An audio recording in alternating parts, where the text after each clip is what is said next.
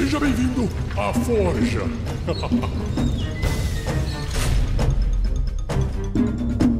Uma produção RPG Next.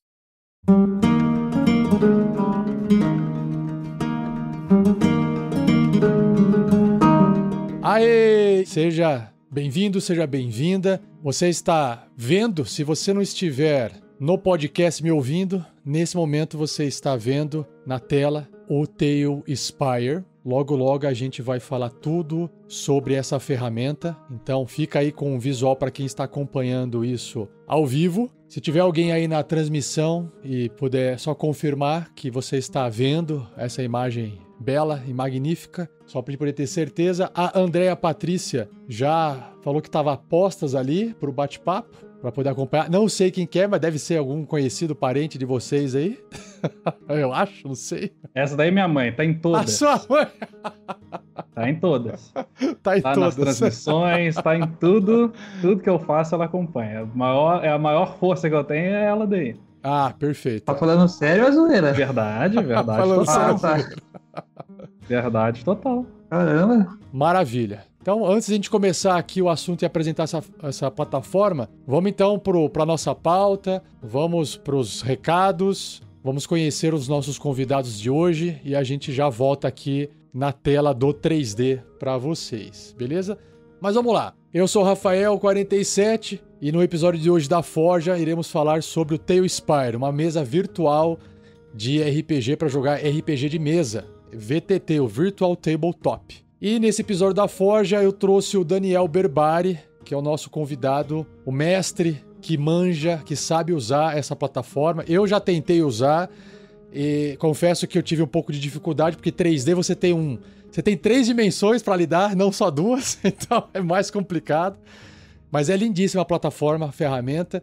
E junto para poder acompanhar, trazer suas perguntas, as suas dúvidas, o nosso padrinho Anderson, que logo logo vai se apresentar também. Então, primeiro começando com o Daniel. Dani, se apresente, como é que o pessoal te conhece aí no mundo digital, nas mesas de aluguel, se apresente para o pessoal saber mais quem é você.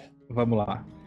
Então, prazer todo mundo, meu nome é Daniel Vicante Berbari, eu sou mestre, né, de RPG já tem bastante tempo, mais de uma década, apaixonado por esse jogo. Na minha visão, o RPG não só é o melhor jogo que existe na face da Terra, mas a melhor forma de trazer pessoas em conjunto, porque apesar de tudo ele é um jogo colaborativo, né? Então as pessoas se sentam junto em prol de um mesmo objetivo. Vocês podem me encontrar no nosso canal do YouTube também, onde fazemos as transmissões ao vivo das 2 mesas que nós temos, que é às sextas, às 8 horas e sábado, às 9 horas da manhã, que é o canal Etelon RPG, e na Twitch, que é Twitch/Rancante, que é um dos meus sobrenomes, RANCANTI. Legal. Mas pode me encontrar também no diferente. canal no site da RPG Next. Estamos com a mesa aberta para os domingos, né, para fazermos as sessões 2 vezes ao mês. Já temos pessoas interessadas na mesa, né, Rafa? Estamos esperando só para fechar o número mínimo de jogadores para a gente poder começar com esse trabalho junto com a RPG Next. Eu estou muito animado, muito ansioso, porque é uma coisa que eu gosto muito de fazer, que eu amo fazer, o Rafa deve saber, né, Rafa, que dá mais trabalho do que o nosso próprio trabalho. Sim. Show de bola. Logo, logo a gente fala mais sobre isso. Mas agora, Anderson, se apresente para a turma. E aí, galera, beleza? Meu nome é Anderson, sou aqui de Tatuí, interior de São Paulo. Cara, então, meu contato com RPG Next também, com Dungeons & Dragons, já vem aí desde os meus 7 aninhos. Hein? Comecei lá jogando 3D&T com a molecada lá. Caraca. Na rua, a gente passou por Vampiro à Máscara e tal. Aí quando eu descobri Dungeons & Dragons, foi amor à primeira vista, né? E aí a gente começou na 3ª edição, passamos pela 3.5, aí eu fiquei um tempo sem jogar, depois de um outro tempo voltei na 4ª edição, aí eu fiquei um tempo também sem jogar, e uns 2 anos atrás, mais ou menos, eu voltei na 5ª edição. Que legal. Tamo aí, cara. D&D a vida e RPG Next é o melhor podcast do mundo! Valeu, Anderson. A sua jornada é muito parecida com a minha. Não comecei no 3DT, mas passei pelo Vampiro. tive essas fases sem ficar sem jogar igual você comentou aí. Mais sem jogar do que jogando, mas depois que eu criei o RPG Next, eu me forcei a voltar a jogar. Aí deu certo. Eu era da época que ficou famoso aqui no Brasil, acho que também fora do mundo, que RPG era aquela coisa de morte, de coisa na televisão, de matéria na televisão. Era uma loucura essa época. Eu tinha vergonha alheia de ver, cara, os caras jogando. Eu gostava, mas na hora que eu vi o pessoal jogando, eu falava, meu, que merda é essa, cara? Depois você acostuma. Mas é massa, é da hora. Então, simbora. Qual que é a pauta de hoje, ó? Nós temos... Primeiro, a gente fala rapidinho sobre o que é o teu Spire, aí o Dani pode explicar melhor também. Mas a gente quer se concentrar no que os jogadores experimentam, quais são os seus pontos fortes, né? Os pontos fortes da ferramenta e também os pontos fracos. A gente pode juntar isso num assunto só. E aí pode entrar nesse assunto que o Anderson Lira, não para não confundir com o Anderson Camargo, que está aqui na transmissão, trouxe sobre essa questão de, tira um pouco da imaginação, acho que tem a ver com ponto forte e ponto fraco. Se tiver alguma coisa extra, a gente também encaixa aqui, beleza? Mas só queria passar algumas notícias para vocês que acompanham o projeto e talvez não estejam sabendo, é que a gente criou um boletim informativo do RPG Next. Para você acessar, você digita bit.ly/boletim informativo RPG Next, tudo junto. E separa as palavras por um tracinho, tá? Isso vai te dar acesso a uma série de informações atualizadas sobre o projeto do RPG Next. Tudo que está sendo publicado no último mês está sendo atualizado lá. O que os membros do projeto andam fazendo, o que os padrinhos andam ajudando. E todos os apoiadores estão lá dentro. Tá tudo lá. Mesa de RPG, postagens feitas, podcasts, lives, tá tudo lá, tá bom? Dê uma olhadinha se tiver curiosidade, que acho que fica bem legal de você ter uma noção do projeto como um todo. O que mais que nós temos? O nosso Telegram, se quiser participar de conversas à vontade, sem precisar ser padrinho, acesse o nosso Telegram, t.me/rpgnextoficial, tudo junto. A loja, se você quiser jogar RPG com um desses mestres, o Dani aqui é um, nós temos várias aventuras e RPG na nossa loja. Acesse lá também, rpgnext.com.br/loja. E uma coisa legal é que para cada mesa você pode clicar, abrir e tem um link para o grupo do WhatsApp. Então você pode entrar no grupo, conversar com o mestre e ver se a mesa vai fechar antes de tomar a decisão de fechar de fato ou não, tá? Então tá tudo dentro de cada aventura, um link para você ir para um grupo com o mestre que você tem interesse de conversar. Nós estamos também fazendo outras lives no canal, uma de Crypt of Krzyzewicz, que é uma live com convidadas especiais, a Fo Vorobos e a Maratura, que elas são de um estudo mexicano de jogos, de board game, e elas estão participando dessa aventura que é feita em inglês, né? Tem o Vinícius, tem o Luciano, tem o Breno, e tem as meninas, todos eles jogando GURPS em inglês. Se quiser acompanhar, tá lá no nosso canal no YouTube também, aqui, né? Lá, aqui, dependendo se estiver ouvindo. E também as lives de Curse of Strahd, Maldição de Strahd, todas as quintas-feiras, 2 vezes na semana, às 8h30 da noite no YouTube. Certinho? Já vou causar uma polêmica aqui já, ó. Dungeons Dragons é melhor que GURPS. É assim que a gente dá uma alfinetada né? Dá uma alfinetada no Vinícius, né? Dá uma cutucada no Vinícius lá. Pronto, já lancei a polêmica. O RF Brasil, ele escreveu assim: Rafael, parabéns pela plataforma, iniciativa e trabalho. Brincadeiras à parte, quando puder, não sei se é válida a pergunta, comente sobre a saída da White Wolf do cenário. Nem tava sabendo. Fiquei sabendo agora por você. Você quer que eu comente? Onde vocês falou sobre Vampiro à Máscara, que foi, por coincidência, o primeiro RPG que eu me aventurei. O Anderson falou, eu também falei, acho que foi também o primeiro RPG que eu me aventurei. Na época ainda da White Wolf. Isso, não é mais White Wolf, então? Não é mais? Não sabia. Também não. Caso o assunto não tenha conexão com a live dos senhores, considere ignorar a questão. Pô, já li aqui, né? Já foi. O Ratzon escreveu: a aventura de Strahd aqui no canal está com um design excepcional. O DM se escravizou para trazer o melhor do melhor para os jogadores. Maravilha. White Wolf a gente deixa para depois que eu tô por fora, tá bom? Vamos lá.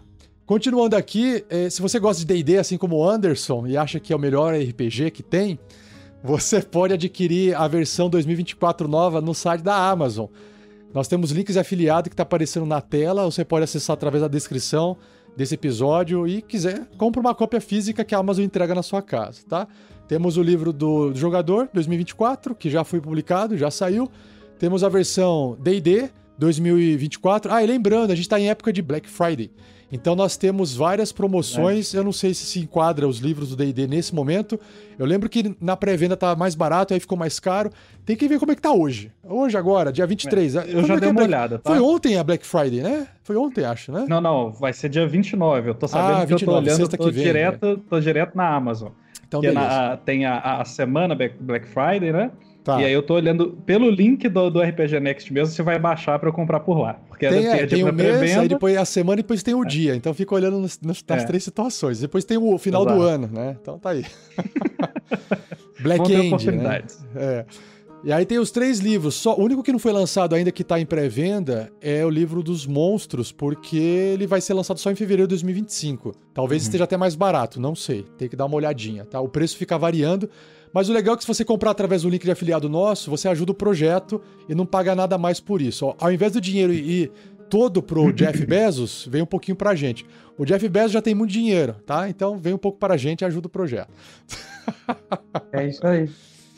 Passa o Pix, passa o Pix. E aí, se você for apoiador do projeto e não instalou o aplicativo do Apoia-se, se você instalar, a gente publica podcast lá de forma antecipada. Então, se quiser ouvir os episódios antecipados, instala o aplicativo do Apoia-se do RPG Next. É o aplicativo do Apoia-se com a conta sua, né? Aí se você tá...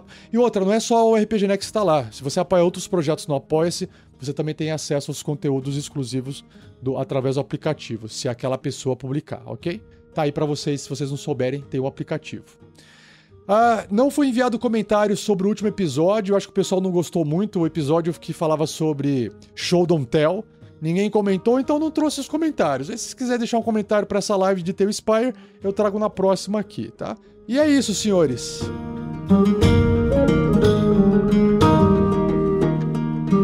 Vamos então, começando ali para poder conhecer o que é o Tale Spire. Vamos voltar pro Tale Spire então? E vamos lá, é com você, Dani. Tá, então o que é essa ferramenta que nós vamos falar hoje, né? Ela é uma ferramenta, ela é uma plataforma online. Ele não chega a ser um jogo específico, ele funciona mais como um ambiente de construção de cenários, né? Uma forma online, digital, de gerar esses cenários de forma gráfica em um ambiente 3D para que seja mais visível e mais material a visualização de combate, de exploração, e ele independe de qualquer sistema. Então, por exemplo, nós falamos hoje de 3 quase já, né? Nós falamos de GURPS, falamos de Vampiro e falamos de D&D. Todos eles funcionam plenamente dentro do Tale Spire, porque o objetivo dele é que ele te dá a liberdade de criar esses cenários, e como ele não tem vínculo, o que pode ser visto como um ponto negativo e também um ponto positivo, com nenhum tipo de mecânica, ele não tem regras definidas dentro da ferramenta, por exemplo, para definir ataques ou movimentações, ou seja lá o que for. Ele é agnóstico, ele é agnóstico. Exatamente. Tá. Exatamente. Ele simula uma mesa de peças de tabuleiro real, certo? Certo, exatamente. É um tabletop simulator quase. Então ele vai simular a experiência de jogar em um cenário de tabletop, só que 3D. Essa é a premissa dessa ferramenta, né? É isso que é o Tale Spire, basicamente, resumidamente, né? Tá. E, bom, para o pessoal que vai ter vamos falar da experiência, né? A experiência do jogador, que eu acho que assim, a experiência do mestre deve ser um pouco diferente, porque ele tem mais coisas para fazer. Sim. Mas vamos começar pela experiência do jogador. O jogador, quando for jogar isso aqui, qual a experiência que um jogador vai ter de diferente em relação às outras mesas de RPG que não são 3D, né? Porque assim, falar do que são as semelhanças, que é ter um visual, ter uma referência gráfica, ter um grid, isso os dois vão entregar de forma igual, né? Mas para o jogador que vai estar aqui na mesa do 3D, vai ter uma experiência diferente de quem joga com um VTT apenas 2D. Claro. Apesar de você conseguir simular algumas coisas em 3D, no VTT 2D, não é a mesma coisa. Então, sim, na sua experiência de mestre, conforme o pessoal experimenta e joga dentro desse VTT 3D, o Tale Spire, a experiência deles com 3D geralmente se resume a quê? O que é? É imersão? é poder ter uma visão quase que em primeira pessoa do personagem, se é isso que conta mais. Essa questão de... que nem o Anderson Lira, que deixou um comentário. O fato de vai tirar a imaginação do jogador ou pode ajudar a complementar porque ele tá tendo um recurso visual que ele não tinha, sabe? Excelente. São várias coisas, tá, Rafa? Então, vamos lá. Mais do que uma diferença de um VTT 3D para um 2D, é o que eu gosto de chamar de coesão visual. Coesão visual e imersão. Então, apesar de que num VTT 2D você ainda tenha as questões de dimensão de um combate, ou seja, de uma exploração, você ainda tem a terceira dimensão faltante aí. Mas eu acho que esse nem é o ponto mais significativo de um cenário 3D. A diferença, a grande questão dessas duas ferramentas, né, de um 2D para o 3D, é que apesar do Tale-Spire ter toda essa premissa do 3D, a liberdade da gente criar esse cenário de forma livre e espontânea, então eu posso criar desde um cenário pequeno, desde um combate de, sei lá, 64 por 64 de Tales, vamos dizer assim, né? Uhum.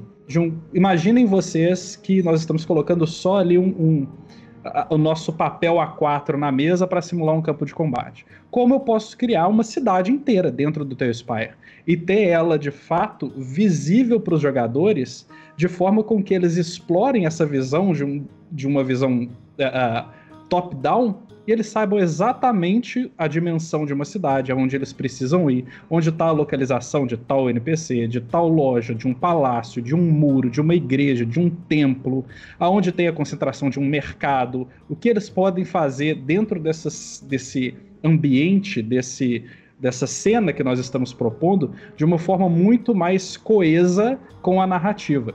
Então, claro, isso vai depender, óbvio, de quanto tempo o mestre ou quem estiver desenvolvendo o cenário vai ter de disponível para criar toda essa cena o mais coeso possível com a sua narrativa, com o cenário que ele está imaginando. Uma coisa é a gente criar um combate com apenas ali o nosso slab e descrevermos o que é possível que tenha dentro daquele cenário. Então, por exemplo, criamos um combate de uma tundra, né? Eu coloquei num VTT um campo nevado. Digamos que é só uma visão branca, simulando a neve. Outra coisa é eu ter um cenário dentro do Tale-Spire com dunas de neve, criaturas passando ao fundo, tempestade de neves, ambientação visual, os efeitos visuais, todas as possibilidades, por exemplo, de níveis de camadas que eu posso colocar de criaturas aladas, criaturas... E assim por diante, tá? Eu diria que a complexidade dentro do Tale-Spire, ela pode funcionar como uma faca de dois gumes. Ela pode ser tanto um auxílio para complementar a experiência da imersão, mas também vai depender muito de quanto tempo essa pessoa que está criando esse cenário vai ter disponível para complementar essa cena. O que eu quero dizer? Porque assim... O Tale-Spire, igual a gente estava falando antes da gente abrir a transmissão, ele é uma ferramenta que eu preciso colocar ali peça por peça dentro do meu cenário, tá? Então eu preciso colocar cada slabzinho de chão, cada miniatura, eu preciso montar as minhas casas, eu preciso montar... Igual um Lego, exatamente, igual um Lego. Ele é um cenário de montar as pecinhas. Tá. Mas também hoje eu já tenho, junto com a comunidade, isso é uma das coisas muito fortes do Tale-Spire, que é a comunidade de desenvolvedores, que eles já disponibilizam os slabs prontos. Então eu já tenho 1000 casas diferentes, eu já tenho florestas montadas, eu já tenho castelos, eu já tenho campos de combate que a própria comunidade já desenvolveu, já despendeu do seu tempo, e a gente vai lá só e copia isso para dentro do nosso cenário. Eu posso pegar esses objetos, essa casa, por exemplo, e montar um cenário de cidade com várias cópias desse objeto da comunidade e expandir o meu campo. Isso não é muito diferente de quando você usa a versão 2D, porque no 2D você vai atrás de mapas que alguém já fez, você vai atrás de imagens em PNG com fundo transparente de tampo de mesa, corpos mortos, e você pode aumentar né, o detalhe daquele mapa 2D, porque você pode tanto colocar o mapa 2D com todos os assets ali já prontos, ou você pode também colocar um mapa e colocar esses elementos soltos por cima do 2D, para poder simular alguma coisa que você queira. No 3D também tem isso. Então, do ponto de vista do mestre, o trabalho é parecido. Só que no caso do 3D, se você for montar algo, então, por exemplo, vou tentar dar um exemplo aqui, eu vou fazer aqui no vídeo, mas é obviamente que o pessoal que estiver ouvindo o podcast vai ter que imaginar, né? Estamos diante da frente de um portão de pedra que está anexado a uma montanha, né? Onde tem como é que chama esse negócio de montanha, assim? Não é abismo, um despenhadeiro. Isso, um penhasco. Um penhasco. Isso, desfiladeiro, penhasco. Tá. Então nós temos esse portão, essa proteção, sei lá, é um portão que chama isso aqui, né? Que está bloqueando a passagem que é feita de pedra, né? E tem uma porta de metal que você pode passar por dentro. No 2D, você iria colocar só a imagem da visão de cima, geralmente. Que você vai enxergar, por exemplo, o topo desse muro, dessa muralha. Então, aqui no topo da muralha, existe um soldadinho que tá segurando uma besta na mão. E lá no chão tem 2 soldadinhos que estão fazendo a segurança do portão, da entrada. Então, no 2D, você teria exatamente essa visão top-down só. No 3D, a hora que você inclina, você tem uma noção da altura em que aquele soldado de besta lá em cima no topo tá. Você tem, né, uma noção que, inclusive, ele tá sem proteção, né? Não tem barras de proteção, ele pode cair, sofrer um acidente e perder a sua vida. E você não consegue passar por dentro, né? Ou seja, no 2D você passa por cima. Você passa por cima da imagem e você representa que você está enxergando alguma coisa como se estivesse passando por dentro. Aqui no 3D você realmente consegue passar por dentro da muralha, através do portão, e você consegue enxergar, pelo menos, que tem elementos dentro da muralha que você não conseguiria colocar isso no 2D. Então, pro jogador, ele vai ter essa experiência que o 2D não vai proporcionar, e o mestre vai ter o trabalho de montar isso. A experiência do mestre é só de sofrimento, né? Mas eu gosto muito. Principalmente quando eu tô... é quase uma atividade de zen, de montar um cenário no teu Spire é muito legal, pra quem gosta, né? Pra quem gosta de despender esse tempo. Mas eu concordo contigo, Rafa, é isso aí. Imersão e interatividade num cenário 3D é muito maior do que num cenário 2D. Tá. Quem nunca jogou aquele The Sims lá, lembra? The Sims. Isso, The Sims, exatamente. Ele fica parecendo um simuladorzinho, né? Tá certo, tá.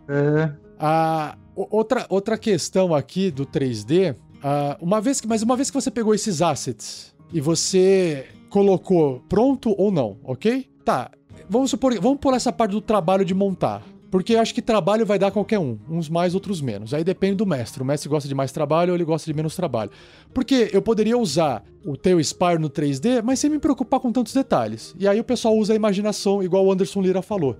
Ele fala assim, usa a imaginação e imagina que você tá num cenário que tem isso. E eu posso brincar com isso sem ter o cenário. Ainda dentro da experiência do jogador. Por exemplo, eu como jogador, eu vou poder controlar meu personagem, beleza. Vou poder rolar meus dados também em 3D, beleza. Mas eu vou ter uma experiência muito mais próxima de uma mesa de RPG física do que um Foundry VTT que tem várias automações onde ele se aproxima. Eu tenho essa impressão. Um Foundry VTT automatizado acaba aparecendo, ele se aproxima mais do videogame. Porque eu clico, as coisas acontecem automaticamente. O que, de um lado, eu acho bom para poder focar mais na história e não se preocupar tanto com a matemática do jogo, ok? Você clica, as coisas já são calculadas automaticamente. Eu acho essa parte boa. Você não tem que ficar fazendo conta, ok? Você já clica, acertou, errou, causou tanto de dano, já tirou o dano automático. Você quer saber da história e do resultado. Você não quer ter que ficar fazendo conta e tirando ponto na mão. E no teu Spire, a minha dúvida é, ele se aproxima mais do RPG de mesa. Eu tenho que fazer as coisas mais manualmente, não tenho? Apesar de ter o visual bonito 3D, isso. A experiência de jogo ele é mais próxima da experiência de jogar numa mesa. Confere isso? Confere de certa forma, porque como que eu faço nas minhas mesas hoje, tá? O teu Spire eu uso ele mais para a referência visual e a experiência de cenário. Ok, sim, faz sentido. E eu uso junto com o teu Spire, eu uso outras ferramentas, por exemplo, como um site que chama DD Dice e também o Roll20 para fazer todas essas partes automatizadas de rolagem, de testes. Não existe a necessidade. Quem quiser, claro, pode usar o Teospire, ele tem uma função de dados, e se eu quiser eu posso jogar os dados dentro do próprio Teospire, mas aí, de novo, né, eu tenho que fazer a soma de todos os meus modificadores, fazer toda essa parte de matemática de forma muito manual. Mas a ideia, pelo menos na minha visão de como eu uso a ferramenta, é para referência visual. Quando eu quero ser bem descritivo naquilo que eu estou fazendo, num cenário que eu quero apresentar para os jogadores, num campo de combate, a principal diferença do Teospire, na minha opinião, entre uma ferramenta 2D e o Teospire é justamente essa, que a liberdade que eu tenho de criar dinâmicas num combate, numa exploração num cenário 3D, é muito maior do que eu tenho num 2D. Então eu uso o Teospire vinculado com outras ferramentas para automatizar o que eu preciso automatizar nessas outras ferramentas, fica mais fácil da gente fazer as jogadas de ataque, de resistência, seja lá o que for, e utilizar o Teospire apenas para fazer essa complementação visual dessa representatividade do cenário, da cena que eu quero passar, entendeu? Entendi. Você não precisa ficar escravo do Teospire para rodar o jogo inteiro dentro dele, apesar de que ele permite. Como nós dizemos no início da transmissão, ele é uma ferramenta muito livre para você fazer o que quiser. Mas justamente por ter toda essa liberdade, ele não está vinculado a nenhuma regra específica de sistema, ele não vai te dar essas automações, né? Tá. Mas eu acho que nem é essa a função da ferramenta. Mas a minha dúvida é, se ele não te dá essas automações, você nas suas mesas com seus jogadores, vocês usam alguma ferramenta externa para auxiliar, ou vocês fazem 100% no Teospire, porque de repente fala assim, gente, o pessoal vê a ficha do personagem num PDF, e aí rola o D20 aqui na mesa, como se fosse uma mesa de física, e aí ele vai lá na ficha, e olha, meu bônus é mais 10, e aí faz a conta de cabeça, e aí você vai lá e vê na ficha do monstro e fala, o monstro tem defesa tal, e aí você acertou. É essa a dinâmica? É isso que eu queria entender. É mais ou menos essa a dinâmica. Como se fosse na mesa, tá, ok.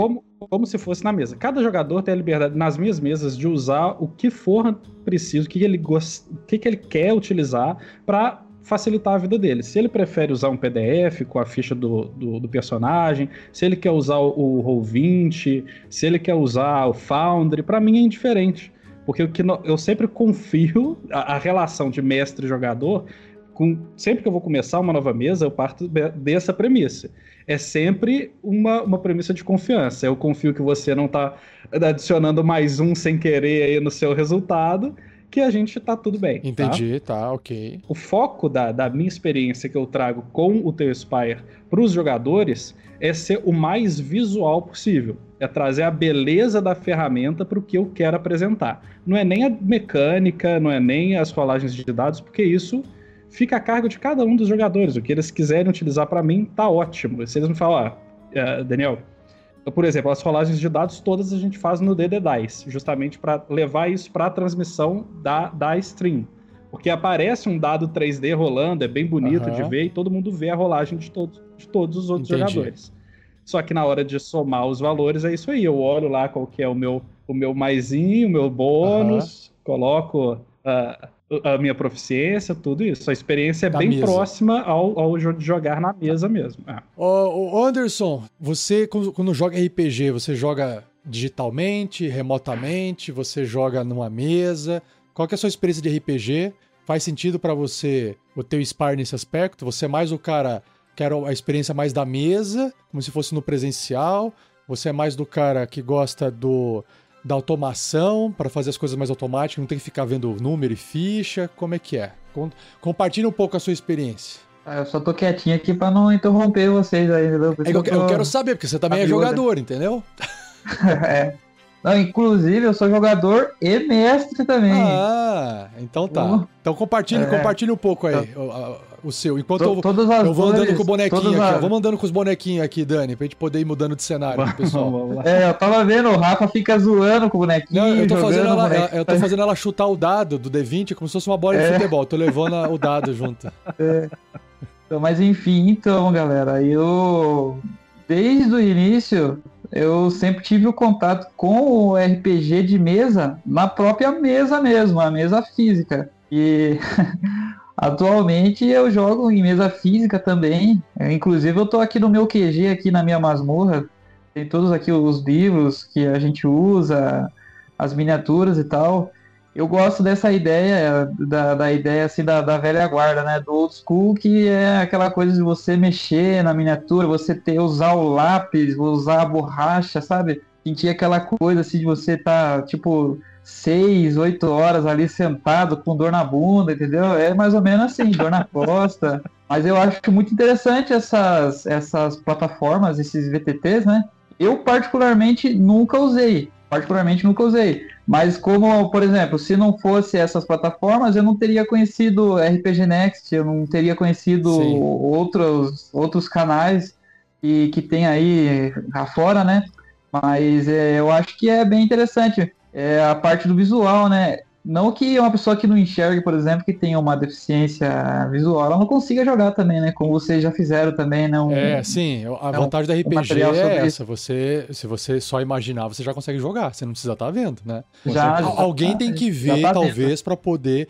Não que alguém tenha que ver, porque o pessoal que é cego, todo mundo cego, eles se viram, né? Mas se você tem um recurso visual e basta uma pessoa que tem condições de ver aquele recurso visual, que o resto vai junto, né? Só descrever e acabou, né? Vai junto. Mas falando no âmbito de que a gente tá vendo aqui a mesa, deve ser muito da hora mesmo. A hora que eu vi, falei, nossa, a primeira vez que você entrou em contato comigo, né? Falou da plataforma, falei, nossa, interessantíssima. Por conta do atrativo, né? A gente olha assim e vê e fala, nossa, que legal. Realmente é um baita de uma ferramenta, né? Sim. Eu tô vendo aqui, por exemplo, que ele vem com os efeitos pro jogador, uns emotes, né? Que você tem controle do seu tokenzinho, isso aqui acho que é padrão da ferramenta. Ele tem a versão surpresa, que aí você clica o tokenzinho, a miniatura do personagem fica com uma exclamaçãozinha e faz uma pequena animação de surpreso. O Wiggle, que ele dá a sambadinha, né? Qual que é a tradução de Wiggle? As miniaturas, elas mudam assim ou elas ficam assim fixas? Assim, mudam no sentido de posição. Tipo, por exemplo, tá lá, a gente tá observando agora aqui na live, tem um cavaleiro ali segurando uma lança. Ele muda o formato que ele tá segurando a lança, enfim. Boa pergunta. Não. É exatamente como se você estivesse usando uma miniatura na sua mesa. Você tem a sua miniatura do seu personagem, você pode mover, você pode colocar ele onde você quiser. Tem a função de voo e etc e tal, mas a posição... Imagine que a gente está usando estátuas. Pequenos modelinhos, né, de miniaturas que nós colocamos dentro do nosso tabuleiro e a gente mexe ela. Da mesma forma que na nossa mesa, né, presencial, a gente não consegue mexer o machadinho da nossa miniatura, no Tale Spider também não tem essa possibilidade. Ainda, né, porque como ele é uma ferramenta que está em Early Access, é difícil a gente dizer o que vai ser lá na frente, quais que são as funções que eles vão trazer, né? Eles sempre, a cada 2 meses, no máximo, eles trazem novidades, eles adicionam mais miniaturas, mais efeitos, mais possibilidades.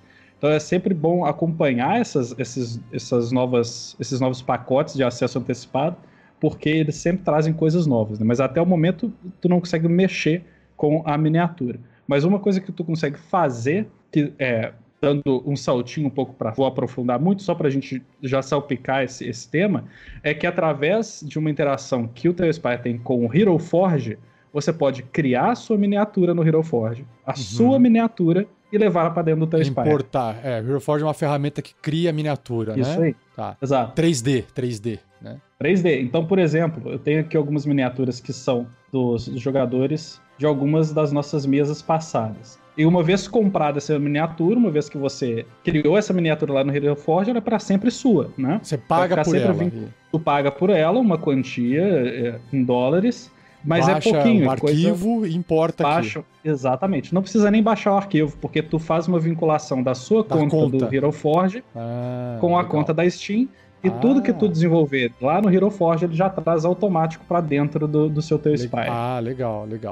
É, bem bacana. É muito legal porque isso, de novo, vai dar para o jogador, então, essa miniatura. Eu coloquei aí, Rafa, dá um zoom pra gente. nela para ficar bem legal de ver. Essa miniatura, que é uma miniatura de um guerreiro, é um guerreiro, tá? Para quem tá só nos escutando, é um guerreiro com uma armadura bastante imponente, 2 armas em punho, que tem esses efeitos de gelo em suas lâminas saindo, um homem mais velho, de idade, bem característico do personagem, e ele fez exatamente a imagem que ele tinha na cabeça de como que era aquele personagem dele.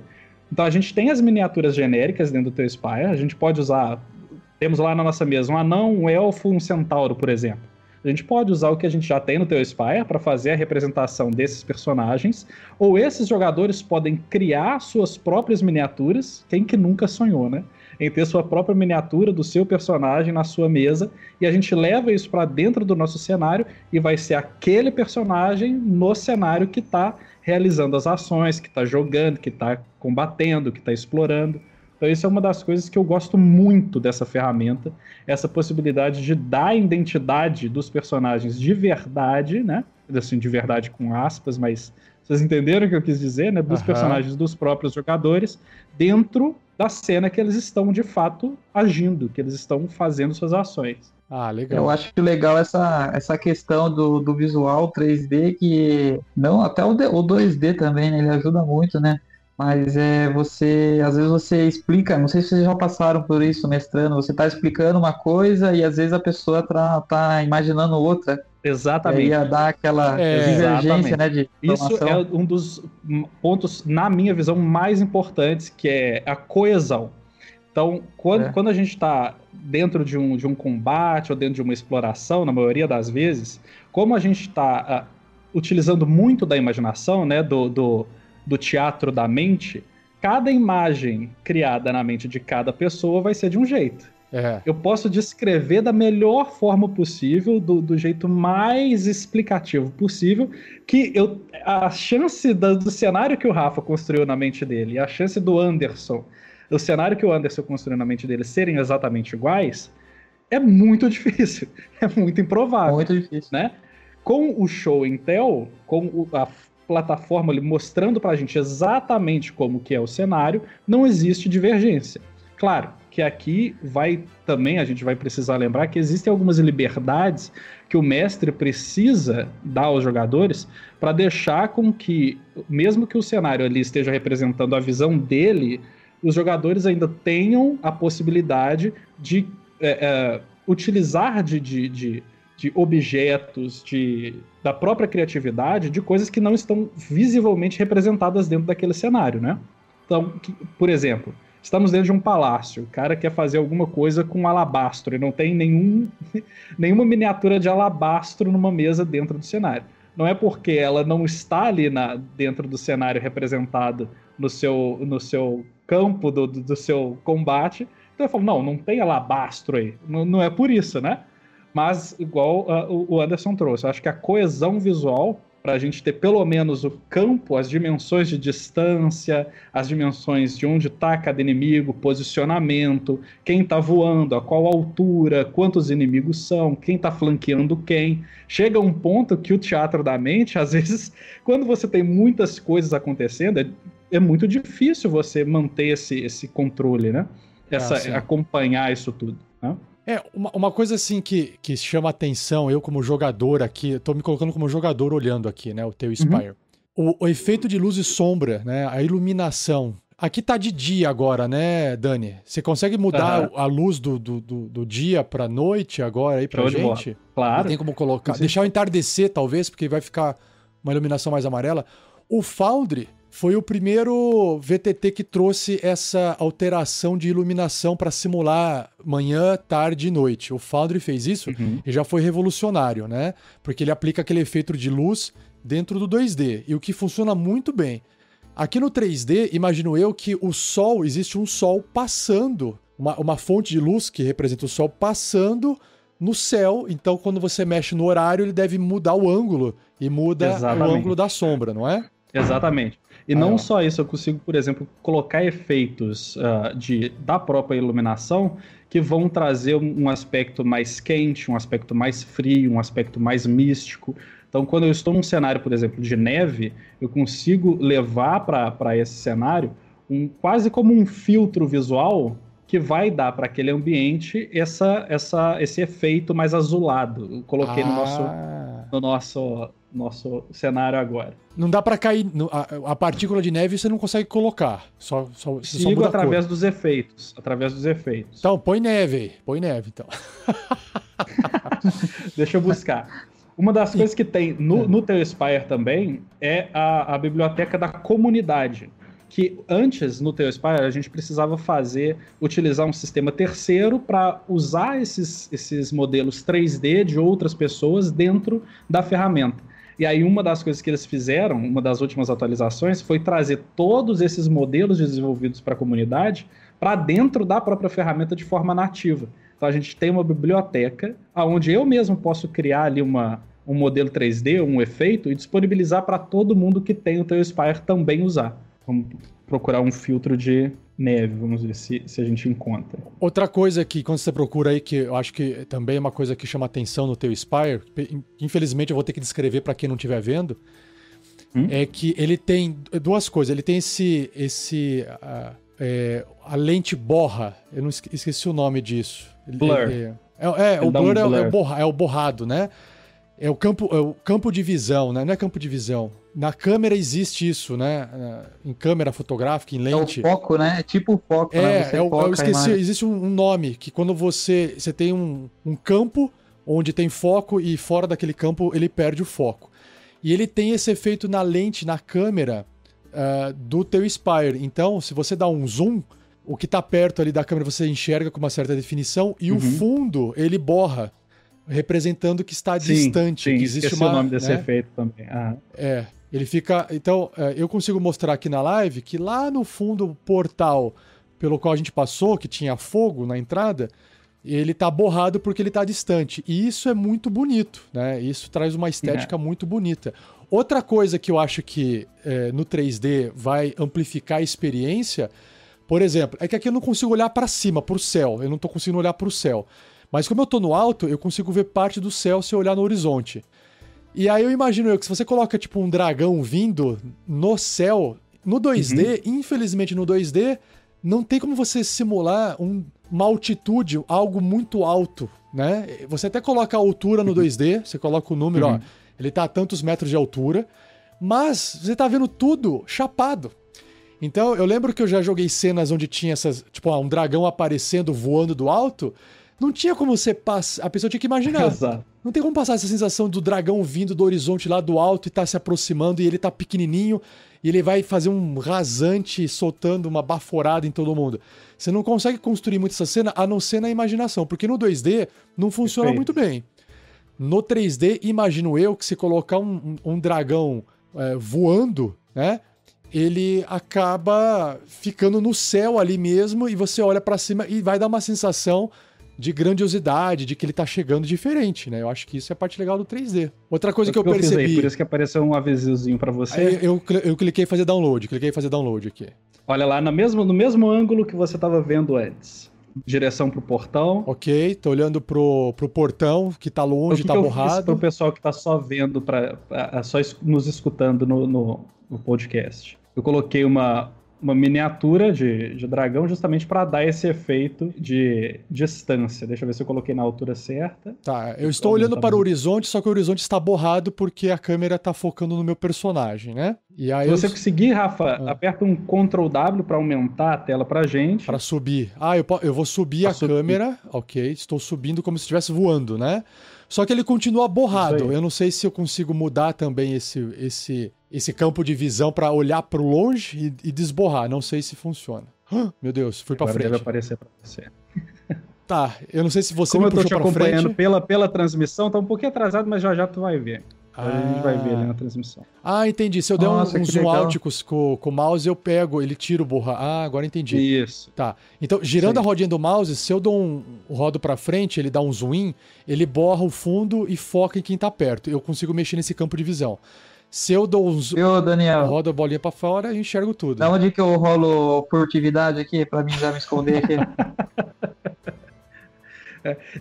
Só da gente ver essa cena, né, mesmo sem uma descrição, sem sem que eu crie pra gente uma narrativa dessa cena, a gente já consegue trazer para o cenário que tem um dragão vindo, que já é uma ameaça, passando pela fortificação da cidade, criando só no campo de visão dos jogadores uma certa tensão e uma preparação para algo narrativo que vai acontecer, né? E ele faz sombra, o que dá mais medo ainda.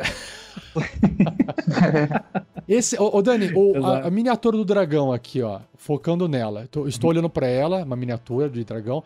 Esse conteúdo é um conteúdo que você baixou agora da comunidade. Alguém modelou isso e você trouxe agora, tá? Alguém modelou isso fora do Tailspire e colocou disponível grátis para todo mundo usar. Eu tô com um movimento aqui. Ele tem aquelas animações de morte. Ele morre. Ele tem por padrão, ele aplica em todos. Tá. Aplica em tudo. Tá, ele pode ficar surpreso também. Entendi, tá.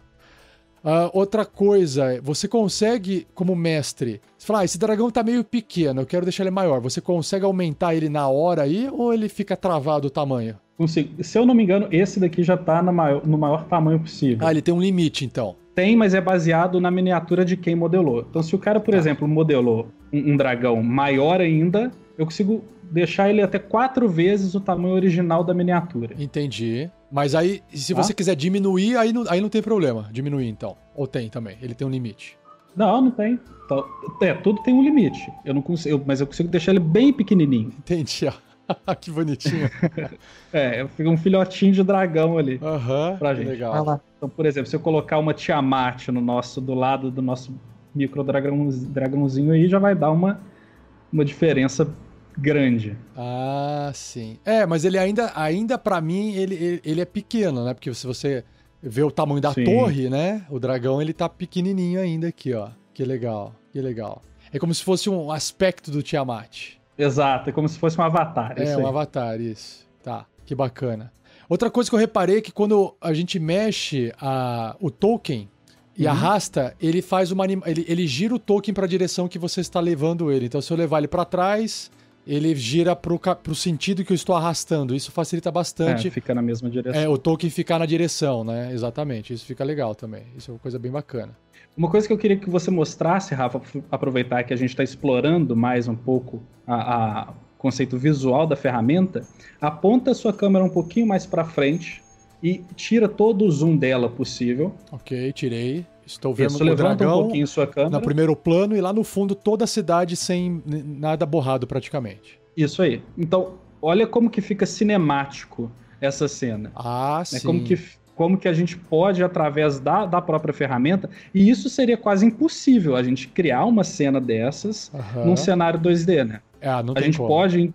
Não tem como criar essa visão e essa ambientação num cenário 2D, a não ser que você seja um excelente descritor de cenas, ainda assim, trazer para essa visão que nós estamos tendo no 3D pro 2D é muito difícil. Acho que assim, para conversar sobre aquele assunto que o Anderson Lira comentou, aqui é um dos pontos em que você consegue criar uma cena que talvez você não tenha imaginado. Você quer representar algo específico, porque se você só fala assim, um dragão se aproximou de uma cidade, você imagina o que você quiser. Agora, se você quer representar uma cena específica, aí você precisa construir ela dessa forma. Ou seja, você ganha e você perde. Porque, de fato, se você montar essa cena, ninguém precisa imaginar mais nada, porque as pessoas estão vendo. No entanto, você vai sempre imaginar o que vai estar faltando, as lacunas, né? As lacunas você preenche com a imaginação. E uma outra coisa que eu vi você mexer, Dani, agora há pouco, você chegou a ativar um modo GM, assim, é como se fosse... Eu perdi o controle do token, né? Aquilo é pra quê? É pra você, como mestre, levar os jogadores pra cena que você quer mostrar? Existe essa ferramenta, essa função? Existe. Então, por exemplo, se eu trocar de cena, tá? Se a gente chegou num momento que eu precise que nós estejamos agora em outro lugar, dentro de uma dessas casas, por exemplo, se eu tiver modelado ela na melhor forma possível, quero descrever um palácio, por exemplo. Então, existe um comando de GM, eu entro num modelo de GM para levar todos os jogadores que estão dentro de uma cena para a próxima, né? Para ninguém precisar ficar movendo uma a uma. Mas aquilo só serve para mudança de cena, mas não serve para você me carregar pelo cenário, pela mesma cena. Eu mudar a tua visão de câmera? Não, por exemplo, vamos supor, eu tô aqui, tua. eu tô lá com o personagem, certo? Eu tô ali no personagem meu. Opa, passei pelas casas aqui, me perdi, peraí. Eu tô aqui com o meu personagem e de repente você quer... Eu tô conversando com um NPC aqui na cidade. O NPC que vende dado gigante.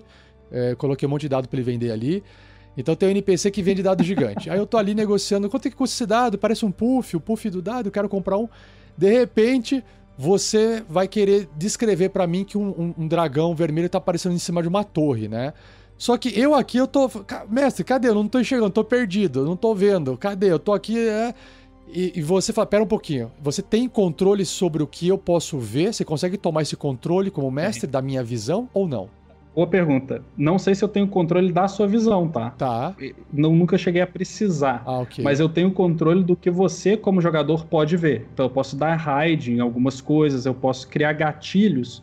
Por exemplo, igual num VVT 2D, eu posso criar gatilhos. Se o cara passar por tal lugar, eu ativo uma miniatura, eu ativo um som, eu ativo uma parte do cenário, eu ativo... Tá. Isso existe essa possibilidade também, tá? Okay. Essas liberdades e esses gatilhos mesmo existem dentro do teu Spy. Tá, mas assim, se você não consegue... Pergunta, inclusive eu ver, sim. Se você não consegue controlar a minha visão, mas você consegue mostrar a visão do mestre, isso tem ou não? Porque você deve estar com uma câmera olhando outra coisa do que eu tô olhando.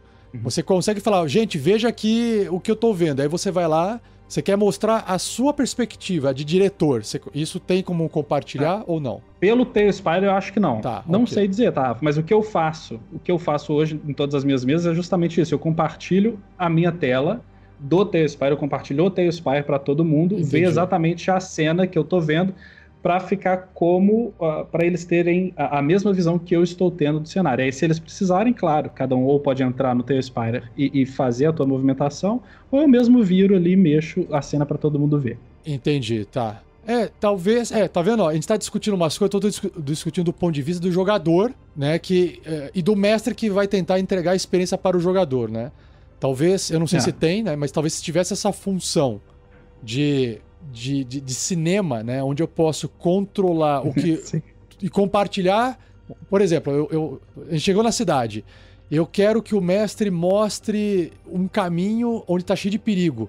E aí sabe aquela cena que a câmera passa por cima e vai mostrando os perigos para que você possa, eu tô descrevendo e vocês estão vendo, mas eu que tô levando a câmera e vocês estão indo junto comigo, né?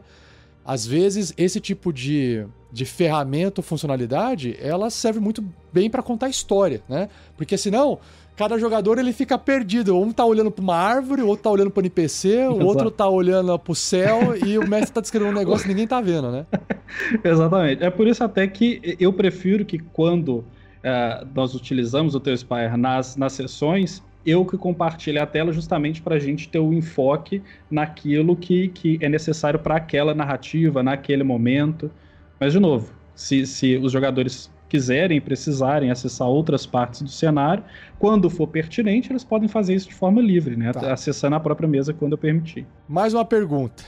Linha de visão. Linha de visão é uma coisa que alguns VTTs já trazem por padrão, outros você tem que pagar, tipo o Roll20 você tem que pagar para ter linha de visão. Sim. O Alchemy, que é uma versão nova bem bonita 2D também, ele tem a linha de visão que é a mesma do modo gratuito do Roll20, que eu acho que é igual do Tailspire. Você cria blocos que tapam a visão. Tipo, você tapa manualmente, como se estivesse colocando uma folha por cima do tabuleiro, né? Já no Foundry, você tem a linha de visão calculada, que é aquela que, de fato, o Tolkien enxerga até aquela posição. Aqui no Tailspire, então, a linha de visão ela é calculada com... Você tapa as coisas pra gente não poder enxergar. Não existe linha de visão, correto? Melhor do que isso, na minha visão. Como que funcionaria Pra que a linha de visão existe no 2D? Porque como você não consegue representar de fato a primeira pessoa do jogador, tu precisa tampar do topo o que é aquilo que ele não tá vendo se ele estivesse em pé olhando para frente, correto? Certo. Se você der zoom na sua miniatura, como se você estivesse jogando um jogo em primeira pessoa, a sua linha de visão tá pronta. Você só vai ver o que de fato o seu personagem consegue ver na interpolação dos Então objetos tem que linha tá de na visão. frente dele. Então tem linha de visão. Sim, tem linha de visão porque é um cenário 3D. Entendi. Tá, aí você define o raio, a distância. Eu posso definir um raio de visão, Aham. mas o próprio personagem, quando aproxima, vamos ver se... Não, eu tô aqui Se nessa cena aproxima exatamente cada vez fazendo isso mais sua agora. Ó, eu acho que o Isso. Anderson tá vendo aí também, acho que na transmissão.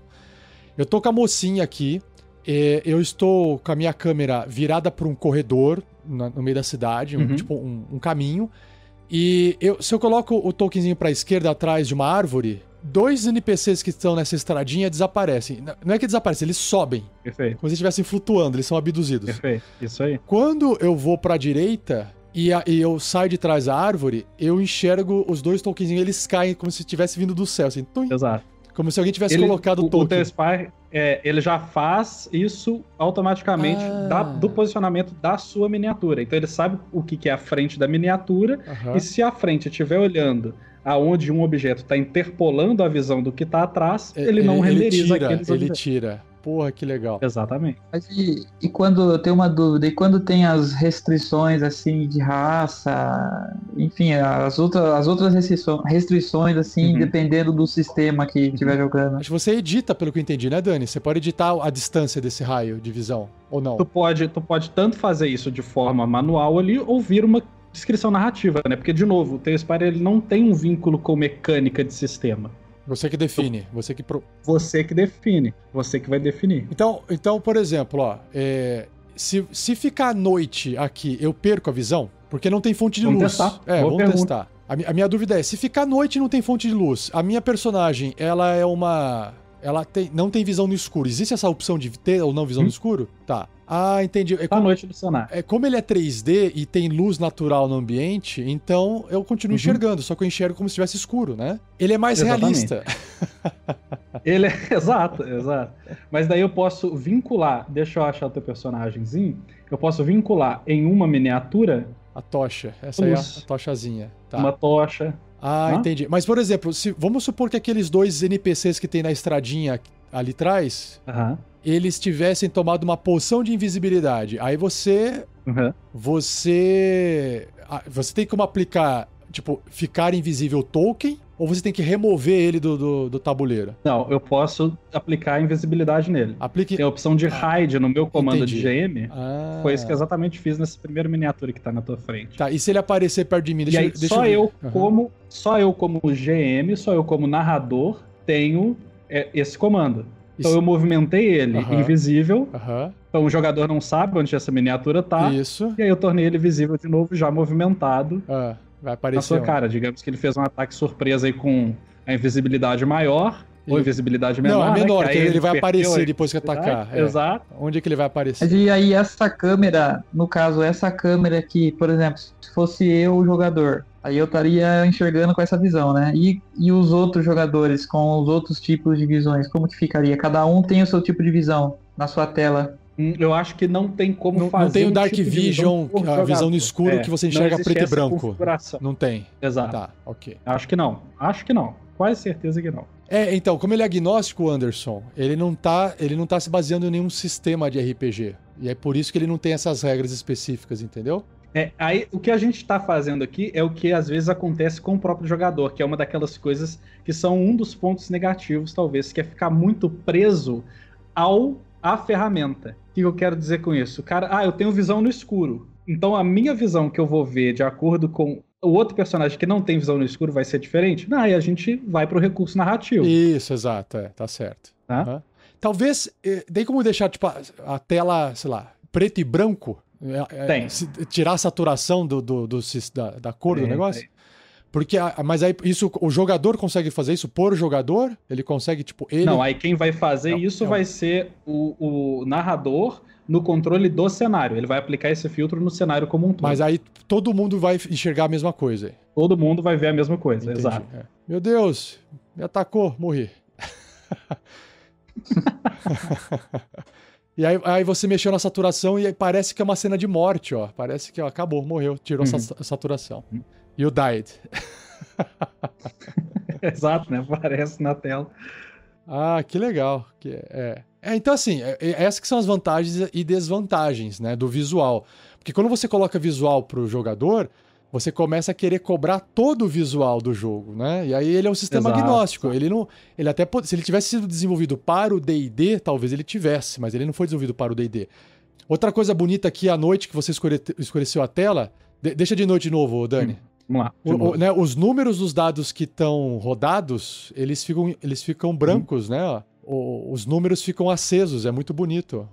O dado que você rodou, o número que sai, tipo, rodei um D12, saiu 12, o número 12 fica pra cima e fica aceso, ele fica iluminado, né? E é natural isso, tá, Rafa? Todo mundo que entra no teu Spire pela primeira vez pega a maior quantidade de dados possíveis e joga. Exato. Vamos ler uns recados aqui que o pessoal deixou aqui na live, ó. Quer ver, ó? Carol Galvão. A vantagem dessa plataforma é a praticidade para encontrar jogadores através de alguma mesa online. Porque, pessoalmente mesmo, eu não tenho nenhum amigo que jogue RPG. Musiquinha tururu do Naruto pra Carol. Ele permite tá na hora de começar uma mesa conosco, né? Tá certo. Agora hoje tá mais fácil, Carol. Ela colocou aqui, ó. Inclusive o mestre Anderson Camargo. Ah, o mestre Anderson tá aqui, Camargo. Proíbe qualquer tecnologia durante os jogos. KKKKKK. É isso mesmo, Anderson? Com você é na faca, é roots. A única tecnologia que eu permito é a caixinha JBL só. Será que vai durar? Hoje a gente tem tanta distração, né? Será que você vai... mas depois dessas experiências assim, fica difícil você ficar... Não. Tudo tem a sua primeira vez, né? O que eu percebo para os mestres que são mais old school, que gostam mais da mesa, que gostam mais da miniatura, do dado rolando na mesa, essa plataforma 3D que simula muito mais a mesa, parece fazer até mais sentido. Eu, por exemplo, sou o mestre que prefiro, depois que eu abracei a tecnologia, eu sou o mestre que busco por otimizar o tempo da mesa nessa parte matemática, ok? Então, tudo que fizer automático pra mim, funciona bem. O maior exemplo que eu gosto de dar é a bola de fogo. Jogar uma bola de fogo num grupo de dezenas de criaturas, se você tiver vários orcs numa mesa presencial, você vai ter que falar assim, gente, vou fazer um teste de salvamento de destreza uma vez só. Se passou, passa todo mundo. Se não passou, não passa ninguém. Porque é inviável você aplicar um teste separado para cada NPC, para cada inimigo, né? Só que o dano não tem o que fazer. Então você vai ter que aplicar o dano manualmente e reduzir o dano manualmente de todo mundo. E isso, na parte automatizada, pra mim é muito bom, porque você joga uma bola de fogo lá, explode, de fato explode automaticamente, causa dano automaticamente, faz tudo no automático. Essa é a parte boa da automação. Agora, o pessoal que joga no presencial resolve esses problemas de outras formas, né? E o pessoal também no presencial, ou nessa versão old school, é o pessoal que também já tá esperando esse tipo de... é isso mesmo, eu tô aqui pra curtir, eu tô aqui pra tomar um negócio, conversar com a galera, dar risada. Enquanto o mestre tá lá anotando, tamo aqui discutindo. E eu imagino que no 3D, enquanto o mestre tá lá fazendo a conta, anotando os pontos, você tá lá brincando de jogar dado pra cima, você tá brincando de olhar a cena, você tá brincando de fazer o seu personagem morrer, saltitar. Então, gera uma distração o 3D que você não fica... A gente tá aqui há horas mexendo nesse negócio 3D aqui, horas, não, minutos, né? E a gente tá aqui, a gente tá se perdendo, a hora tá passando, a gente tá aqui, ó, brincando na plataforma, na ferramenta. Então, de novo, tem vantagens e desvantagens, né? Deixa eu continuar lendo aqui os comentários, a gente já volta a conversar. O André Luiz Oliveira falou assim, eu acho que ainda sou um RPGista da velha guarda. É o old school que eu falei. Acho interessante e legal em várias situações, mas não acho que temos que nos prender ou ficar restritos. Eu acho uma ferramenta interessante. Eu acho que é isso aí. Acho que a ideia não é prender, é o contrário, é dar liberdade. Então, as ferramentas ou as tecnologias, elas estão aqui para nos auxiliar, para facilitar o nosso trabalho ou para criar experiências que a gente não poderia ter. Então, o teu Spire aqui, ele foi criado para permitir você jogar RPG à distância. Se você pode jogar RPG no presencial, se você tem token no presencial, miniatura no presencial, mesa, props, que são, sei lá, casinha, não sei o quê, e você gosta de fazer isso no presencial, e você tem condições de fazer isso no presencial, você não vai querer jogar no digital, porque você já tem isso no presencial. Agora, pra nós aqui pobre, que não tem essas peças, não tem essas miniaturas, e não quer só depender do teatro da mente, ou não quer depender só de tampinha, com mapa riscado no papel, né? Feijão, nunca, né? Feijão em tampinha. Viu, Rafa? Mas eu acho também que não só a distância, né?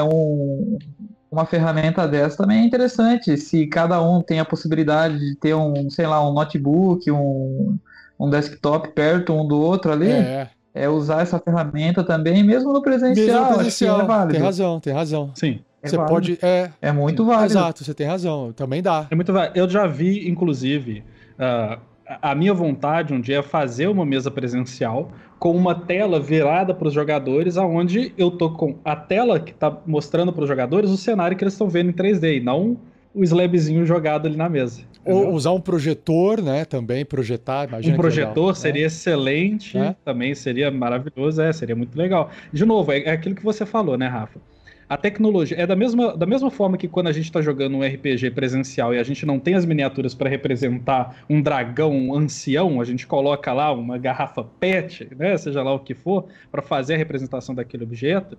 A tecnologia, ela amplia algumas coisas que a gente não tinha antes e, obviamente, tem outras coisas que ela não vai trazer, mas que parte da nossa capacidade imaginativa de agregar junto com aquela tecnologia aquilo que falta. Sim. Não é porque a gente está usando ali um VVT que seja 3D ou 2D que a gente vai esperar o que a gente espera, que ele traga tudo exatamente que a gente precisa em todos os cenários, de todos os momentos, de todas as narrativas, de todos os sistemas.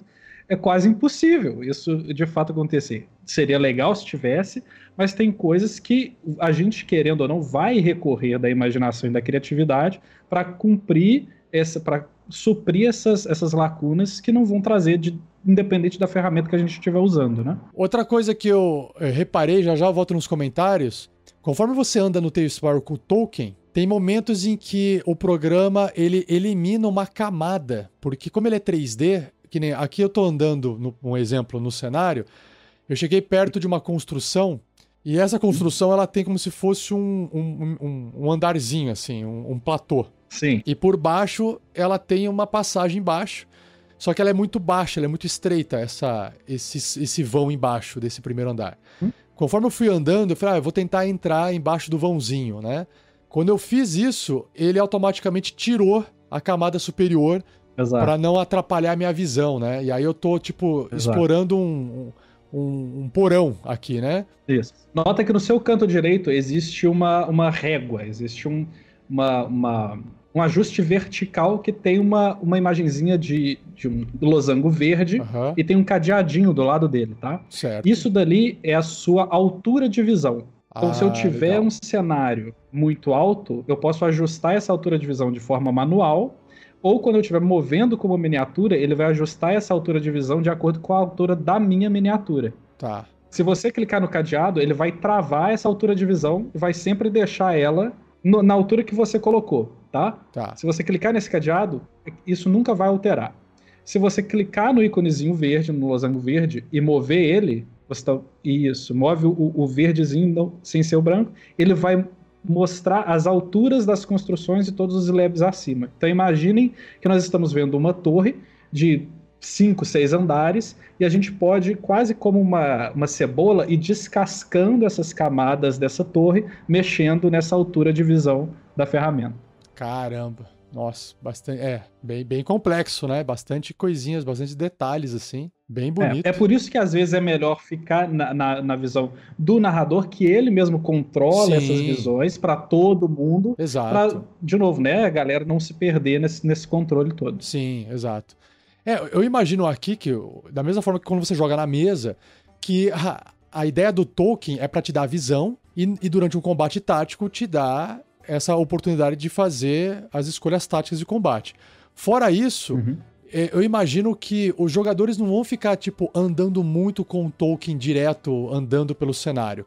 Acho eu que seja o mestre que depende. Gente, agora vocês querem ir pra taverna? Vamos pra taverna. Aí o mestre arrasta os tokens, leva até a taverna e o pessoal já chegou na taverna. Né, pra não ficar andando... Aí voltando... voltando naquela discussão que o Anderson trouxe lá quando a gente começou a Anderson Lira, quando a gente começou a demonstrar o Tale-Spire. A ideia não é fazer da ferramenta um MMO, onde você vai andar com o seu personagem como se você estivesse explorando o cenário. Nada impede que você faça isso, né? Nada impede que você faça isso.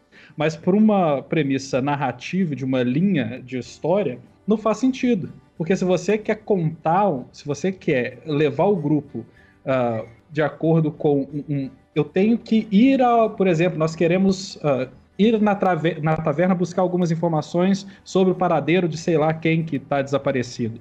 Se você deixar os jogadores livres demais dentro de um cenário, principalmente se você tiver modelado todo um cenário ali, esquece a taverna, cada um vai para um lugar. Um vai para o esgoto, outro vai conversar com alguém que está na rua, outro vai para outro NPC qualquer. Então o objetivo da ferramenta não é esse. Claro que nada te impede de fazer isso, mas o objetivo dela é que você traga de forma mais coesa possível a cena que você quer representar, né? Eu, atualmente, nas minhas mesas, eu uso a parte das miniaturas só na hora da batalha mesmo, né? Porque o resto Perfeito. É bem narrativo, né? Perfeito, exato. Eu gosto de usar o Tale-Spire em basicamente 2 situações. De combate, que é onde que eu acho que o Tale-Spire realmente brilha, que ele vai dar uma dimensão totalmente diferente pro combate. E quando eu quero ser muito visual em uma cena, ou um lugar, ou uma cidade, ou um monumento específico. Quando eu preciso que os personagens e os jogadores estejam de fato sintonizados com aquilo que eu estou narrando. Fora isso, é uma narrativa comum de RPG. Você vai estar contando a história e contando o que eles estão vendo, contando o que você quer que eles vejam a todo momento. Deixa eu ver mais perguntas aqui, continuar a leitura, que eu parei no meio. O Vinícius falou que tá achando sensacional. Valeu, Vinícius. Vinícius Mendes aqui, a transmissão. O Neros perguntou, é uma série visitando e apresentando os principais VTTs? Sim, essa é a ideia, tá, Neros? A gente tá começando aqui com o Tale-Spire, mas porque conheci o Daniel, que mestra usando o Tale-Spire. Então eu acho legal, vou trazer até outros mestres que conhecem outras ferramentas para poder apresentar aqui para vocês. O Breno Baiardi apareceu aqui falando um salve povo, falou que depois vai ver. O Ratzon escreveu, eu nisso aí a primeira coisa que eu faria era comprar uma Winged Boots, as botinhas aladas, porque aí, porra, o cara fala, agora eu tô voando, eu vou visitar o cenário 3D voando igual maluco, né? Legal, cara. E essa é uma das possibilidades. É até legal a gente falar disso, porque existem esses jogadores que gostam de ter essa visão ampla de uma cena, né? Porque imagina, por mais que a gente narre uma visão aérea de uma cidade, a não ser que você passe 30 minutos narrando tudo que tem numa cidade de onde você está vendo uma visão top-down, você não vai conseguir descrevê-la toda. Sendo que numa ferramenta como o Tale-Spire, só uma cena colocada de uma câmera olhando para a cidade top-down, os jogadores já têm a dimensão do que você quer mostrar. Verdade. Né? Muito legal. Ô Dani, você ficou de colocar aquela neve caindo, você consegue colocar ela aí? Não encontrei o efeito de neve. Mas tem algum efeito de que não, que seja assim, qualquer coisa que caia do céu, chuva, pode ser chuva? Não, acho que não. Tinha com os mods, tá? Entendi. Eu não sei se os mods ainda funcionam. Tá, entendi. Mas tinha com os mods. Não é uma coisa que vem no teu Spire, então. Tá. Não. Fale, Anderson. Achei legal a pergunta que a Carol Galvão fez aqui, ó. Vamos chegar lá. O Tale-Spire roda no celular também? Deixa eu... acredito eu que não vai rodar no celular por causa da interface, né? Não. A gente vai falar disso um pouquinho lá quando a gente chegar no tópico de desvantagem. Tá, vamos... Eu vou ler as perguntas aqui, a gente complementa a pergunta da Carol, mas a resposta curta é não. Não. Exato. Aqui Exato. O Sir, o irmão do Daniel aqui, ele... o Pedro Souza falou assim, ó, o Tale-Spire é excelente para imersão, principalmente em mesas online. Legal. O irmão, o RF Brasil, senhores, em tempo, a dinâmica de rolagem de dados no Tale-Spire é customizável? Conheci esse recurso muito recentemente e tenho incontáveis dúvidas. Existe uma parte player side do lado do jogador? Grato. rolagem customizada, o que ele quer dizer com isso? Do tipo, em vez de você pegar os dados, você pode, eu quero clicar num botão e rolar 2d8 automaticamente? Seria isso? Será? Existe, eu acho que é isso. Existem algumas funções, algumas ferramentas dentro do próprio teu Spire, que aí você pode vincular rolagens de acordo com o sistema. Existe dentro do conteúdo da comunidade ali, alguns, eles chamam de simbióticos, que são quase como se fossem APIs, tá? Ou seja, programas que funcionam dentro do programa, que aí você pode falar, eu quero fazer uma jogada de ataque, ele vai sempre pegar o D20 mais o modificador de força, por exemplo, mas aí o narrador precisa passar um tempinho configurando quais são os dados, de qual rolagem, qual é o status. Se você clicar na sua miniatura, Rafa, tu vai ver que tem aquela informação de atributos, né? Tem um campo de atributos ali, botão direito em cima dela. Então você pode criar... Já vou abrir. O Rafa tá fazendo o Inga de Boots lá. Tá tentando fazer o personagem voar até um lugar lá, tá. Vamos pegar o personagem. Se você clica com o botão direito no personagem, deixa eu descer minha câmera, que eu caí. Miniatura. Eu caí. E aí, dentro dessas opções, tem ali os status. Ok, os status. Ok. Tá? Isso. E a partir daí, tu pode configurar essas rolagens. Então, você vai nomear esses status. O status força, o status agilidade, seja lá qual que for o sistema que você queira usar. Tá, Anderson? Então, por exemplo, por que ele não está vinculado a uma mecânica? Porque como eu tenho a possibilidade de criar e nomear os status que eu quiser, então eu posso usar qualquer mecânica dentro dessa configuração de status e depois configurar as minhas rolagens lá com simbiotes de acordo com o status de cada sistema. Porque nem todos os sistemas usam os mesmos status, né? Legal. Vamos continuar aqui nas perguntas, então, para a gente poder ir respondendo o pessoal. O Bang apareceu falando salve, salve, e aí voltou o seu irmão. Aproveitando novamente, adaptar ou ignorar as regras oficiais de D&D em favor da narrativa prejudica ou enriquece a experiência de jogo? O quão válido é trazer recursos visuais ao universo imaginativo? A gente já vem discutindo isso, né? Ele é tão válido quanto você sente necessidade daquilo lá. Tem gente que vai falar, não, eu gosto de imaginar. Tem gente que vai falar, não, eu gosto de ver. Então, como ele é uma ferramenta visual, ele vai preencher essas lacunas visuais que você não teria de outra forma se não tivesse uma ferramenta 3D. Eu acho que a própria plataforma já responde, né? Até uma resposta mais direta é o quão coeso você quer que a experiência de todos os jogadores seja com o que você quer apresentar de forma visual, né? Eu acho que, de novo, é uma experiência e nada substitui. De novo, eu gosto de teatro da mente, eu não gosto de ter esse visual, eu gosto de imaginar. Não tem problema nenhum, né? Eu acho que a pessoa que vai jogar no teu Spire, ela preza por essa experiência visual. Da mesma forma que você fala assim, cara, eu gosto de ver um filme cheio de efeito especial, um monte de efeito 3D, eu tô ali pra ver aquele deleite visual. Você pode falar, não, eu não me importo com isso, eu quero ver um filme que tem uma boa história e pra mim não importa tanto se o visual é bem feito ou não. Então, é gosto pra tudo. É óbvio que uma coisa não exclui a outra. Você pode ter um filme ou uma partida no teu Spire com uma experiência hiper rica de RPG, mesmo tendo visual, da mesma forma que você pode ter uma experiência super rica sem ter o visual. Aí o que vai mandar, porque o teu Spire não garante uma boa partida de RPG. Exato, perfeito. Ele é uma ferramenta, ele é só uma ferramenta. Né? Ele é só um gerador de cenário 3D para te ambientar a partida. Mas isso não garante que a partida vai ser boa, né? Exatamente. Da mesma forma que se eu tiver um martelo, não garante nada que eu vou bater um prego. É quem tá batendo o martelo que vai dizer se o prego vai ser pregado ou não. Exato. Aí o da Carol falou do celular aqui, cheguei. Aí é Felipe, seu irmão, Daniel? Isso, Felipe. A pergunta acima refere-se a essa adaptação utilizando os artifícios atuais, como por exemplo o teu Spire. Haja vista que exemplos ficam muito mais fáceis com esse subterfúgio. Sim. De novo, assim, se de um lado ficou fácil, do outro lado teve trabalho. Se você tá entrando aqui no teu Spire e tá vendo, nossa, que legal, tá tudo pronto, o visual tá todo montado, alguém gastou tempo criando e montando isso. Outra coisa, 100% teatro da mente, você não tem o trabalho de preparar. E aí você imagina tudo na hora, do jeito que você quiser. Então, é vantajoso pro mestre também trabalhar com o teatro da mente, porque ele tem zero trabalho para preparar as coisas. E aí vai dar aquela coisa do tipo, cada um imagina uma coisa e pode dar conflito. Foi a discussão da Forja passada. que era sobre show don't tell, né?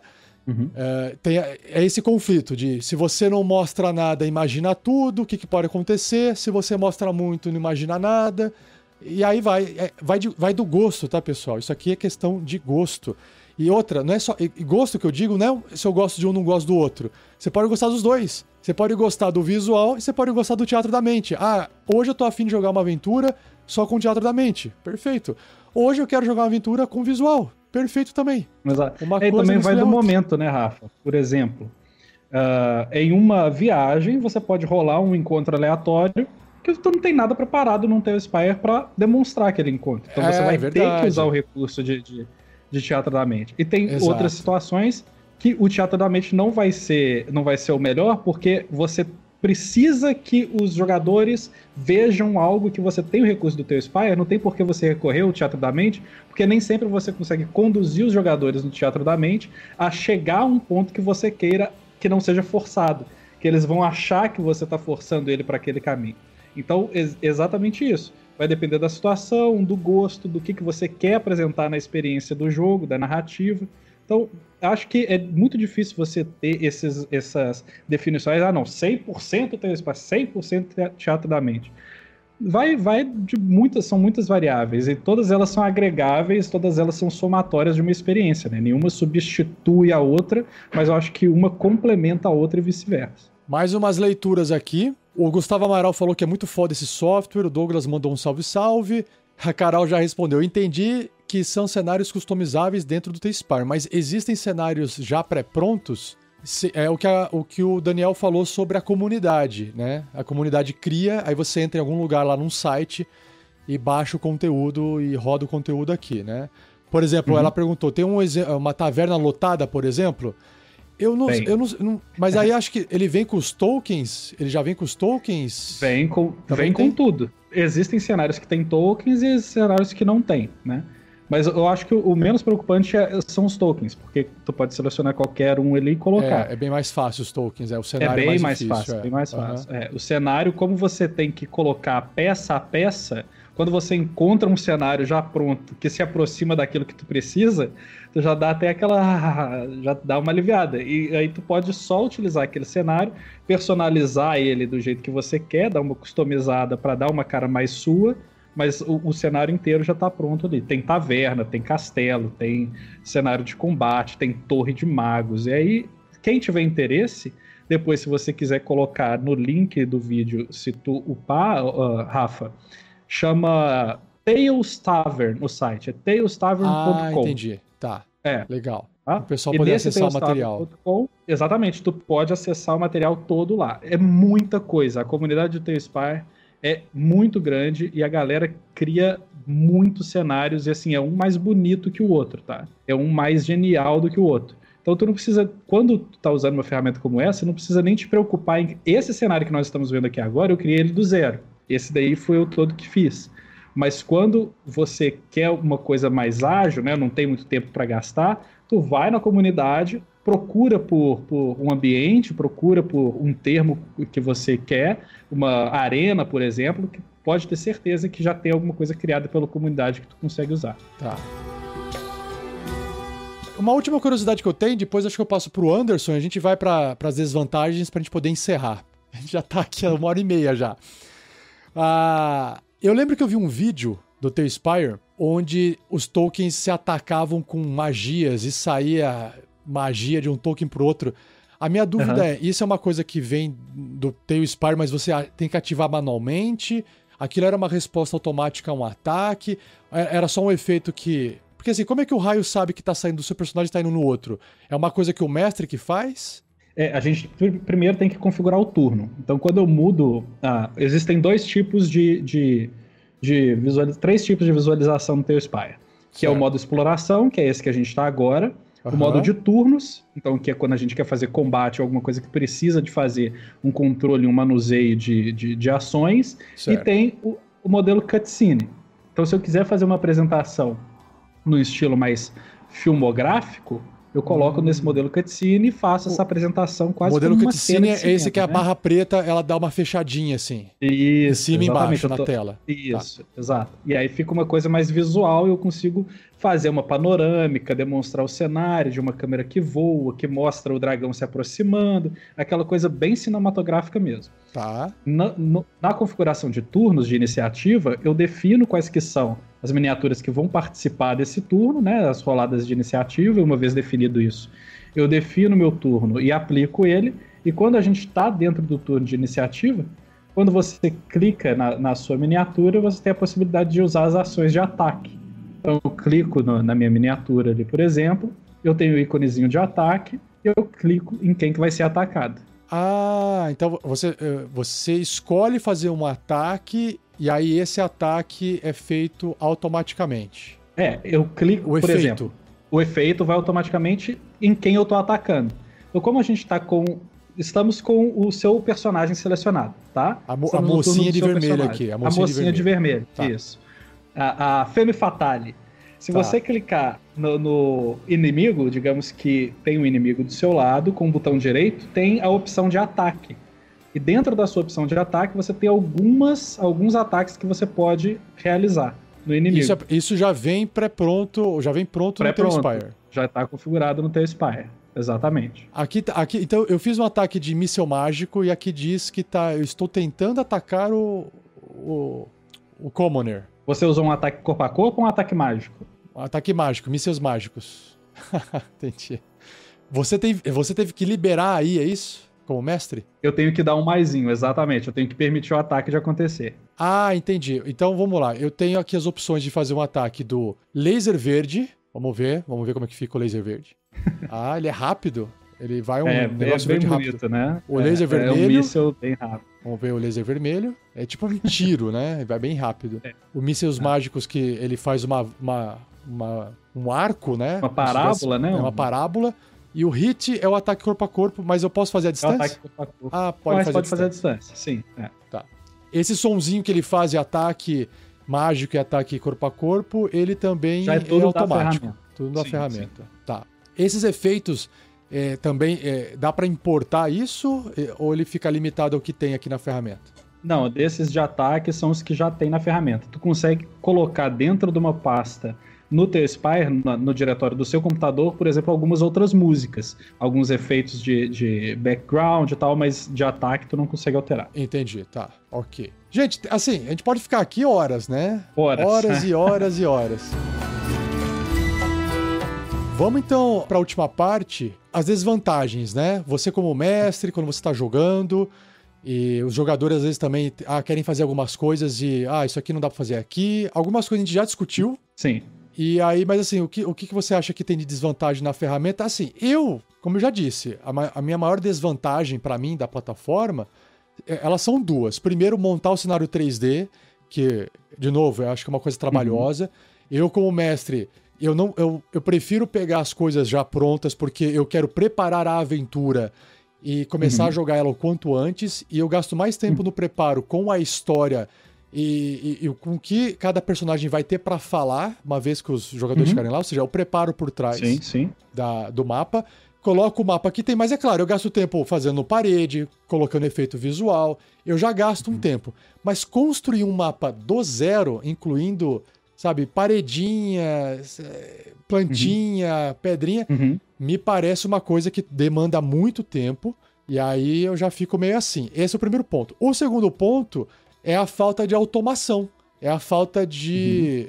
Ele, por ser um sistema agnóstico, ele fica democrático, você joga qualquer RPG nele, mas ao mesmo tempo você fica preso à versão original do jogo de mesa, que tem que rolar o dado, tem que somar os valores na mão, tem que aplicar o dano manualmente. Então, esse é um ponto negativo para mim no digital. Que o digital, na minha cabeça, ele tem que vir para otimizar o nosso tempo. Eu acho que o teu Spire, se ele tivesse uma integração com o D&D, que o ideal seria isso. O ideal seria alguém pegar essa plataforma e integrar com a parte do sistema. E aí você tem tudo pronto do sistema automaticamente. Quer fazer uma bola de fogo? Você clica lá na lista, pega a bola de fogo, arrasta pro personagem, clica no botão, taca a bola de fogo, vai animação, explode, já faz a conta automaticamente, aplica o dano automaticamente. Pra mim, se fosse isso, nossa, meu Deus do céu, aí 90% do caminho andado, porque aí só faltaria o 3D pra poder montar, que também dá pra ser resolvido. Existe aquela plataforma de 3D que se chama o Dungeon Alchemist, que ele faz também é muito bonito. 3D parecido com esse, do The Spire. E ele gera o 3D de forma procedural, né? Então, se tivesse algo procedural de criação, tudo integrado, você tem a plataforma perfeita para poder jogar o RPG que você quiser, né? Então, eu acho que a gente tá caminhando para isso. É só uma questão de tempo, né? Mas vamos lá. Parar de falar aqui e comente aí sobre os pontos negativos. Esses 2 pontos que você disse que são negativos, eu também concordo com eles, mas existe um terceiro que eu acho que é um pouco menos reversível do que esses 2, tá? Porque ele vai depender de custo e não de engenhosidade. Por que eu tô falando isso? Porque na construção de cenário, você não necessariamente precisa gastar seu tempo. Porque da mesma forma que no cenário, lá no VVT 2D, tu pega um cenário criado por alguém, pega uma imagem criada por alguém, no 3D tu também pode fazer isso, acessando o conteúdo da comunidade, trazendo um cenário pronto. Isso é o de menos, na minha visão, tá? Tá, ok. Na questão da automação, já existem alguns simbiontes, né? A gente falou rapidinho ali, mas a questão de simbiontes eu nem uso, na verdade, porque essa parte não me preocupa muito, a questão da automação, eu não me pego muito com essa coisa, mas eu já tenho... Existe uma certa chance de já existir um simbionte que utilize a mecânica do D&D, que já tem algumas automações de dano, de vida, de salvaguardas de morte. Eu só não consigo te dizer se tem ou se não, porque eu mesmo não uso, tá? Mas a chance é grande de já existir. Tá. Agora, um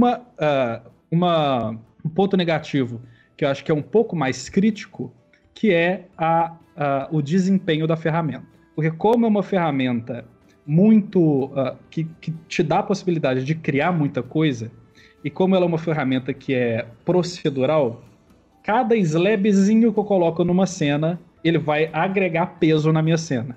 Então, quanto mais complexa, mais informação, mais objeto, mais miniatura, mais construção eu tiver numa cena, mais pesado vai ser para eu rodar aquela cena. Tá. E para eu reduzir esse impacto, eu tenho que ter um computador melhor ou criar uma cena que é muito simples. E aí perde o objetivo da ferramenta. Porque justamente eu quero utilizar uma ferramenta que seja visual para ser o mais esplendoroso possível. Sim, né? Sim. Tanto é que eu tive que trocar. Eu troquei de computador justamente para poder criar a experiência junto com a transmissão, porque eu vou estar rodando OBS, Theospire, áudio, software de áudio, e assim vai, várias coisas ao mesmo tempo. E o Theospire, ele cria cenas que são pesadas, porque a forma com que ele cria essas cenas, ele demanda muito da memória, do processador, da placa de vídeo do computador. Então, para quem tem um computador que não é um computador bom, é difícil utilizar tudo que a ferramenta pode proporcionar, entendeu? Acho que esse mas é tem o a mais opção do jogador desativar, acho que o gráfico, reduzir a qualidade gráfica para ficar mais leve, né? Tem várias coisas que vão ajudar a otimizar o processamento, mas elas são minimizadoras desse desempenho. Tá, e elas não melhoram de forma tão significativa se você tiver um cenário muito grande, né? Aí você tem que se limitar a utilizar a ferramenta. Então, acho que o mais crítico de todos esses, na minha opinião, é o desempenho. Porque por ser uma ferramenta que vai te possibilitar muita liberdade, ele também vai puxar muito o desempenho da sua máquina. Então, se você tiver várias coisas abertas ao mesmo tempo no computador que não é muito, muito forte, ele vai te deixar um pouquinho na mão. Mas se parar pra pensar, é uma coisa que se você clicar e comprar, você tem que ter dinheiro. Resolve. Exato. Mas assim, por que eu tô falando isso? Porque assim, vamos supor, eu tenho dinheiro pra comprar o hardware, mas eu não tenho modelo 3D, porque pra ter um modelo 3D, alguém tem que sentar, alguém tem que fazer o modelo, alguém tem que colocar a sua habilidade, o seu tempo pra criar aquele modelo pra que eu possa baixar e usar. Então, se for ver bem, todo o tempo gasto e energia gasto pra criar todos os assets, pra gerar essa experiência, o cara que faz áudio, a pessoa que fez modelo 3D, a pessoa que fez efeito de partícula, se você junta todo esse material da comunidade, não ter isso é muito pior do que você não ter uma placa de vídeo melhor. Porque a placa de vídeo você compra e resolve o problema. Eu não consigo comprar, num botão e clicar e comprar o modelo 3D, assim, do tipo... Se tem um modelo 3D que não existe e eu quero, eu preciso pagar para alguém fazer para mim. E isso vai custar muito mais caro do que a placa de vídeo. Então, mesma coisa para jogar RPG, que a gente vai entrar nesse assunto agora daqui a pouco, que é o seguinte, se você quer jogar RPG no teu Spire, o seu problema não é não ter a placa de vídeo. Porque a placa de vídeo, como eu disse, você compra uma vez só e ela vai durar um bom tempo na sua mão com o teu Spire. Agora, verdade. Agora, quem é que vai mestrar pra você? Quem é que vai preparar a aventura pra você? Quem é que vai fazer isso? Não tem como você comprar isso pronto, a não ser que você alugue um mestre. É verdade. Não tem outra opção, a não ser alugar o mestre. Então, ainda o custo vai ser menor do hardware. O hardware, ele custa uma vez só uma paulada, né? Pau! Mas depois você vai usando aquele hardware e você vai, conforme os dias, os anos vão passando, você dissolve aquele gasto no decorrer dos dias e dos anos. Então, e no caso do teu Spire, nem sempre todos os jogadores não precisam ter a ferramenta, né? No nosso caso, por exemplo, no meu caso, eu já tenho a ferramenta, eu posso só compartilhar a tela dos jogadores, aí é recurso da minha máquina que está sendo consumido e não de quem precisa jogar mesmo, né? Já que você citou nisso, esse também não é uma outra desvantagem? Todo mundo tem que ter uma cópia do software? É verdade. Se você quiser mexer na ferramenta, por exemplo, eu tenho uma mesa que...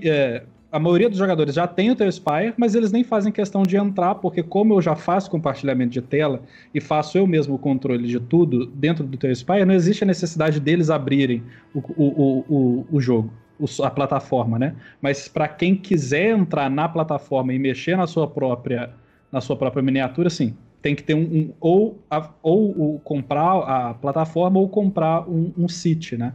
Para jogar. Mas aí recai no que eu falei. Comprar a plataforma custa quanto? R$50? R$50. Então, você paga R$50 uma vez só e acabou o seu problema, né? Exato. Uhum. Então, são coisas que você resolve de forma muito fácil, se você tiver o dinheiro, né? Sim. Mas tem coisas que mesmo com dinheiro você não consegue resolver. Que é tipo...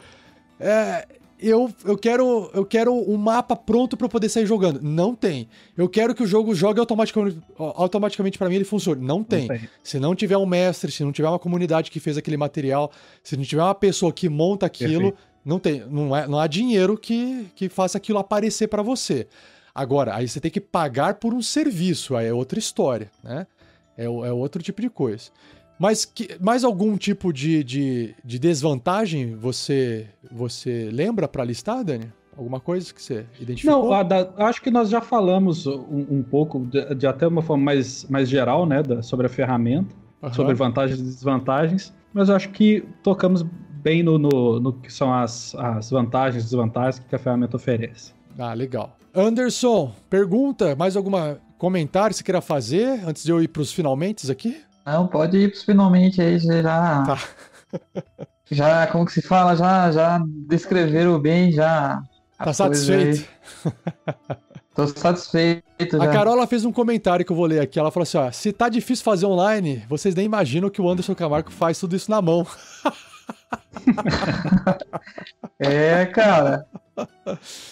Que legal, tá ótimo. É outra coisa, jogar pessoalmente é outra coisa, né? Mas a tecnologia tá aí pra ser usada e pra ser explorada também ao nosso favor. Tem gente que não consegue jogar presencialmente, tipo eu. Você mora no interior, deve ser diferente a vida, né? Aqui, cara, cidade grande, você não sai de casa, você fica em casa e faz as coisas tudo online. Muito bom, gente. Assim, olha, falar uma coisa pra vocês aqui, né? É uma delícia, tá? A experiência de mexer no teu Spire, mexer o tokenzinho, andar pelo cenário e ter essa experiência visual é delicioso, tá? É delicioso. É muito legal mesmo. É muito gostoso. Legal pra quem tá vendo a live aí, a exploração dessa camponesa aí, que ela saiu lá da entrada lá da fortaleza. Tá andando pelo cenário inteiro. Nossa, é pra quem tá ouvindo futuramente aí o podcast, não vai ter essa visão, essa experiência, essa visão, mas nossa, ó, pra quem viu como que se fala? Transmissão? Aí a aventura dela. Ela passeou pelo cenário, eu tô explorando. Vou ter que criar essa NPC agora dentro do meu universo pra fazer jus, né? A exploradora, a que fica perseguindo, a Stalker. Exploradora Carniceira, já tem até um nome, um título. Vai virar lenda. Ela fica sempre, ela mantém uma distância, ela tá sempre seguindo os personagens. Maravilha. Bom, pessoal, para a gente poder ir para os finalmente, eu tenho mais algumas informações que acho que vai interessar alguns que estão acompanhando isso agora, nesse momento. Deixa eu voltar aqui para a tela. A gente respondeu algumas perguntas, mas eu queria fazer aqui um jabá para vocês, que é sobre o Dani Berbari aqui. Ele é um mestre de D&D e ele usa o teu Spire e está oferecendo o seu serviço de mestre de aluguel dentro do site do RPG Next. Basta você acessar rpgnext.com.br/loja. Lá dentro vai ter a aventura dele. Qual que é o nome da aventura, Dani? Ethelon. É assim que fala, né? O reino dos... Isso, a história dos reinos, das alianças quebradas. Mas tá lá assim, Aventura de D&D com o mestre Daniel Berbari. É o título do serviço. Mas olha só que legal. O Dani já é um mestre experiente. Ele já tem jogadores com ele no serviço. E esses jogadores deixaram vários comentários que eu vou ler aqui pra você. Então, eu vou começar aqui de cima pra baixo com o Douglas Suezo. Ele escreveu assim: com certeza uma das melhores mesas que já joguei, recomendo demais. O Pedro Souza escreveu: participo de uma mesa com o Daniel há mais de 8 anos, e ele criou um universo muito vivo e com uma cara própria, tanto em personagens quanto localidades e elementos da trama. Além disso, a comunicação entre mestre e jogador é excelente para alinhar as expectativas e ideias. E tudo é construído de forma realmente colaborativa e participativa.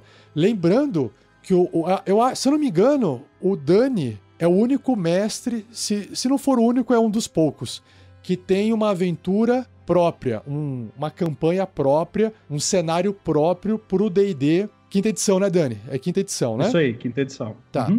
Então, não é uma aventura pré-pronta lá da Wizards, como a maioria das mesas tem. Ele criou o próprio universo, o próprio mundo, então a aventura é nesse mundo dele. É isso que o Pedro Souza comentou aqui.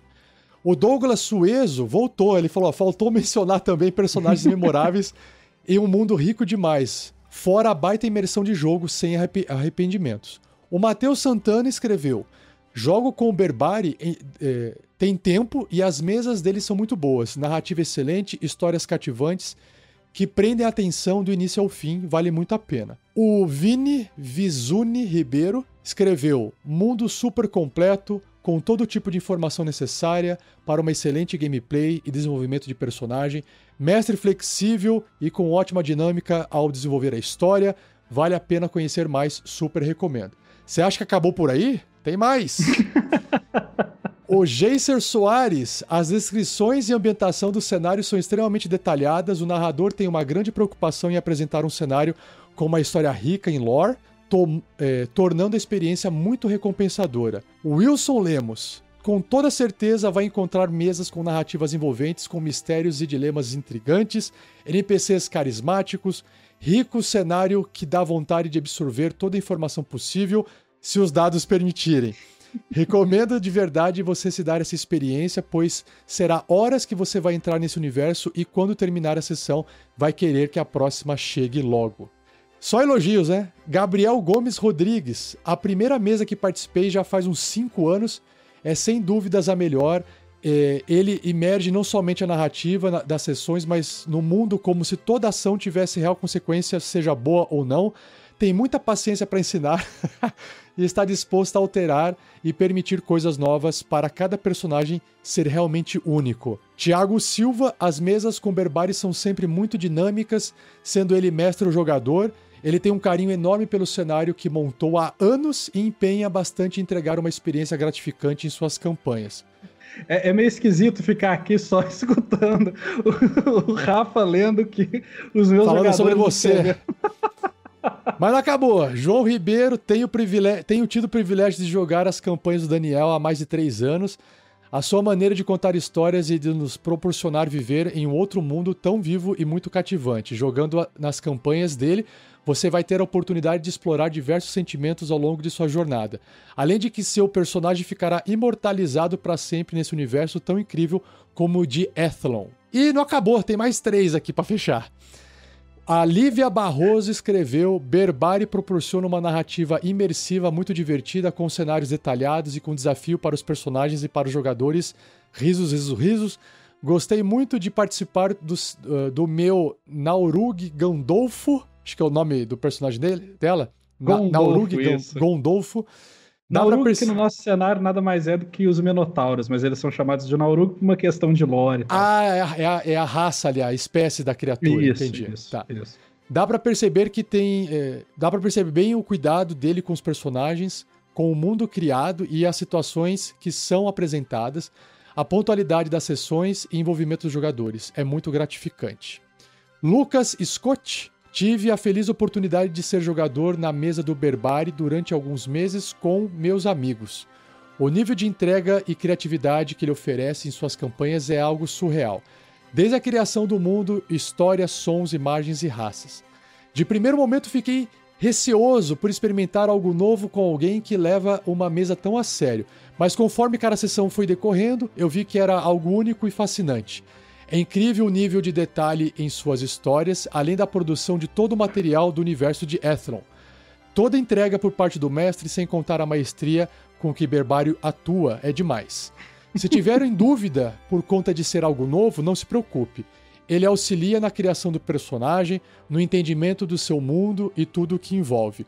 Espere por materiais visuais, PDFs, fluxogramas, caraca, é realmente algo bem completo a nível de conteúdo. Se tiver oportunidade, eu recomendo e muito a experiência. Abraço. E para fechar, o Thiago Frausch, mestre que descreve em detalhes o cenário, dando-lhes vida através da imaginação. O mundo em si é riquíssimo. Aconselho para quem quer uma legítima experiência de imersão em RPG. Ah, meu Deus, tem mais dois que eu esqueci? Gustavo Coelho. Para fechar, eu li todos, agora vou até o final. Gustavo Coelho. Atualmente estou em minha segunda campanha com o Mestre Berbari, a primeira que durou mais de 5 anos, é o que me fez apaixonar com RPG. De fato, tive uma outra vida enquanto jogava nessa primeira campanha, pois é isso que jogar com esse mestre representa. A riqueza de detalhes nos cenários, nas descrições, atuações e vozes deixa a gameplay muito imersiva. Mas não apenas isso, posso me considerar um jogador lore keeper, o mantenedor de conhecimento. E o Berbari é impecável nesse quesito. Uma infinidade de informações dentro do cenário próprio de Ethlon é incrível. Várias histórias e contos que estão cravados na minha mente, até mais que vários clássicos da literatura.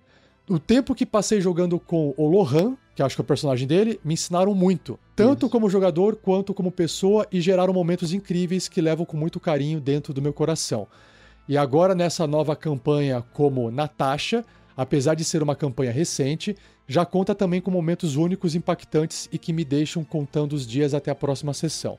De fato, jogar com o mestre é como ter uma espécie de segunda vida te esperando uma vez por semana para explorar, viver, criar laços e aproveitar todos os tipos de emoções possíveis. E o último comentário, deixa eu ver se é o último mesmo. É o último mesmo. Nathan. Agora é o último, né? Pelo menos aqui de hoje. Meu primeiro contato com D&D foi com Berbari. E mesmo sem saber nada mesmo, que eu inclusive consegui morrer na primeira sessão. Foi uma experiência muito divertida, porque o Berbari, enquanto mestre, foi muito paciente em me explicar como tudo funcionava e me fez ficar muito à vontade para explorar o mundo de D&D enquanto aprendia a jogar. Destaco também a dedicação dele como mestre, a história riquíssima criada por ele, com tantos conteúdos e detalhes, que, junto à sua capacidade de storytelling, deixaram a experiência muito imersiva. Posso dizer com toda a sinceridade do mundo que fui muito feliz sendo Bjorn, o anão guerreiro, embora por apenas um dia. E sendo Nyx, o gnomo druida dentro do mundo de Ethlon. E assim, eu também posso adicionar aqui, não um comentário sobre o Daniel Berbari, que eu não conheço a experiência dele como mestre, mas ele é uma pessoa muito bacana. Mas eu posso falar o seguinte, se você fizer assinatura com o mestre e não gostar, você fala, não gostei, você tem 7 dias para reclamar de qualquer compra de produto online pela legislação do Código de Defesa do Consumidor.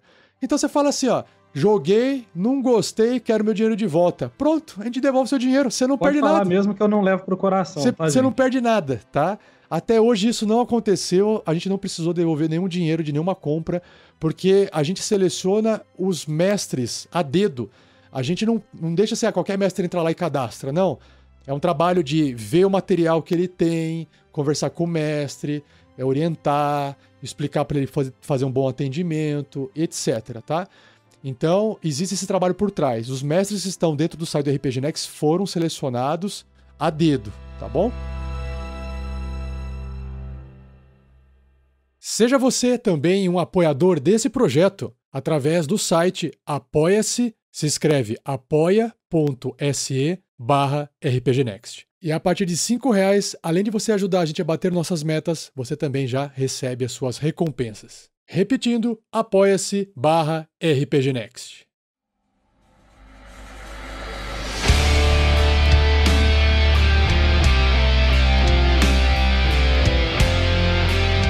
Então é isso, gente. Mais algum comentário? Mais alguma... Anderson, quer fazer alguma pergunta para fechar? Não, quero não. Tá de boa. Então faz o seu jabá aí, Anderson. Faz algum comentário, você quer que o pessoal te acompanhe em algum lugar? Posso fazer meu jabá aqui? Sim, momento jabá. Vai lá. Aí sim, hein? Não, mas não tenho nada não pra fazer jabá, é só que... Só o meu Pix, né? Só o Pix pro pessoal, né? Só o meu Pix. Eu tenho a minha barbearia, eu sou barbeiro, pô. Olha aí, tá aí o por isso você tem essa então. barba estilosa aí. Tenho essa barba reluzente. Mas você aqui corta a própria barba aí? Não tem como, né, cara? Tem que ter um segundo olhar, né? Tem que ser em terceira pessoa. Casa de ferreiro, espeto de pau. Então? Casa de ferreiro, espeto de pau, né?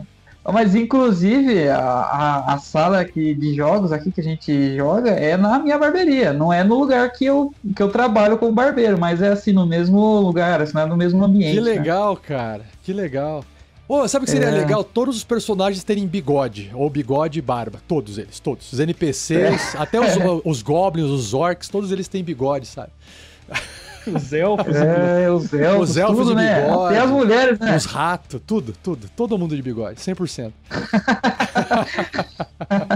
Boa ideia. Vou começar a aderir na próxima sessão. Você tem Instagram? Fala o Instagram pra galera aí. Eu tenho o Instagram da barbearia lá, @barbeariaperegrino. Peregrino. Isso. Até combina com RPG, ó. Peregrino, né? Combina com RPG. Peregrinagem, né? Então. Não, mas é engraçado que aqui na barbearia eu tenho, né, toda a parte, assim, de coisa pra decoração da barbearia, enfim. E eu tenho várias coisinhas relacionadas também ao RPG, né? Relacionado ao Dungeons & Dragons. Que legal. E aí a galera vem e pergunta assim, nossa, o que é isso, cara? E tal, não sei o quê. Pra que serve? Como que joga? Onde que eu compro esse jogo? Que legal. É um meio de ali, enquanto eu tô ali no ganha-pão, eu tô ali também conversando, trocando uma ideia, dando risada. Então, sigam o Anderson no Instagram dele, @peregrino, né? Peregrino. @barbearia peregrino. Barbearia Peregrino. Legal. Aí vocês conversam com o Anderson por lá e pedem uns conselhos de mestre pra ele, de jogador lá também. Tatuí SP. Tatuí interior de São Paulo. Se alguém estiver passando por Tatuí SP, se alguém estiver ouvindo no carro esse podcast, dirigindo, estiver passando, desvia o caminho e vai fazer sua barba lá com o Anderson. Vai fazer a barba, ouvir umas músicas de taverna aqui. Maravilha. Valeu, Anderson. Obrigado, cara. Valeu, é nóis. E pra fechar com o Dani, mais algum jabá aí? Algum comentário? Tem canais pro pessoal te seguir, para ver o seu trabalho? Vamos falar dos canais. Tem um canal no YouTube, que a gente falou no início da sessão, da nossa sessão, eu já tô com a mente no RPG de novo.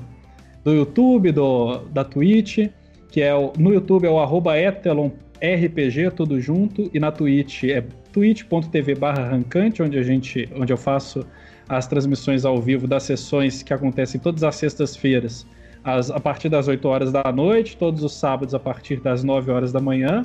E também tem um outro projeto que é baseado no meu universo de RPG, que eu estou começando a desenvolver, que é um card game, que todo mundo pode acessar o site, que é Etelon CG, ou seja, eteloncardgame.com. Isso, que tem as informações do jogo ali. Inclusive, eu preciso de jogadores teste para a gente conseguir desenvolver as mecânicas, afinar o jogo, e os jogadores que jogam nas minhas mesas são todos muito bem-vindos a participar dos playtests comigo. Você tem o seu serviço de mestre de aluguel, você tá jogando lá, o pessoal vai terminar a partida na taverna, aí você fala, gente, 1 hora aqui agora é para fazer teste do meu card game e não entra no serviço, é de graça. Todo mundo topa, já jogar, aproveita, já joga, entendeu? Exatamente. Quem gosta de card game, é um jogo no estilo ali de Magic the Gathering, Pokémon, Yu-Gi-Oh!, essas coisas ali bem que quem já conhece é bem comum, tá? Não é muito difícil, mas é isso aí. Muito obrigado ótimo. pelo convite, Rafa. Foi um prazer ter contato com você. Fica o meu salve para o João Ribeiro, que além de ser meu jogador, foi quem me indicou entrar em contato com vocês. E eu fiquei impressionado desde o início com o profissionalismo do RPG Next, com o empenho que vocês têm aí. Acho impressionante a quantidade de coisas que você faz, tanto no site quanto no canal. E é isso, muito obrigado, tamo junto. Valeu, obrigado. E pra fechar aqui, o comentário da mãe. Eu não jogo, Não poderia faltar. mas acompanho os jogos ao vivo do Dani, meu filho. Eu acho que as pessoas gostam dele porque é bem teatral. É verdade. É verdade, não tem como não ser um RPG, né? Exato. O Ratizou, ele completou aqui, ó. Nome do bárbaro de Bigorn, barra... do bárbaro, Bigorn de bigodinho, né? Do mago, Bigordrim. Do clérigo, Bigoprey. Do ladino, Bigotelth. Paladino, Bigohammer. É todos os personagens do Anderson lá. Os NPCs da cidade começam com Bigo, cidade de Bigo, né? Beleza. Pessoal, foi ótimo estar aqui com vocês. Muito obrigado pela participação mais uma vez, Dani, Anderson.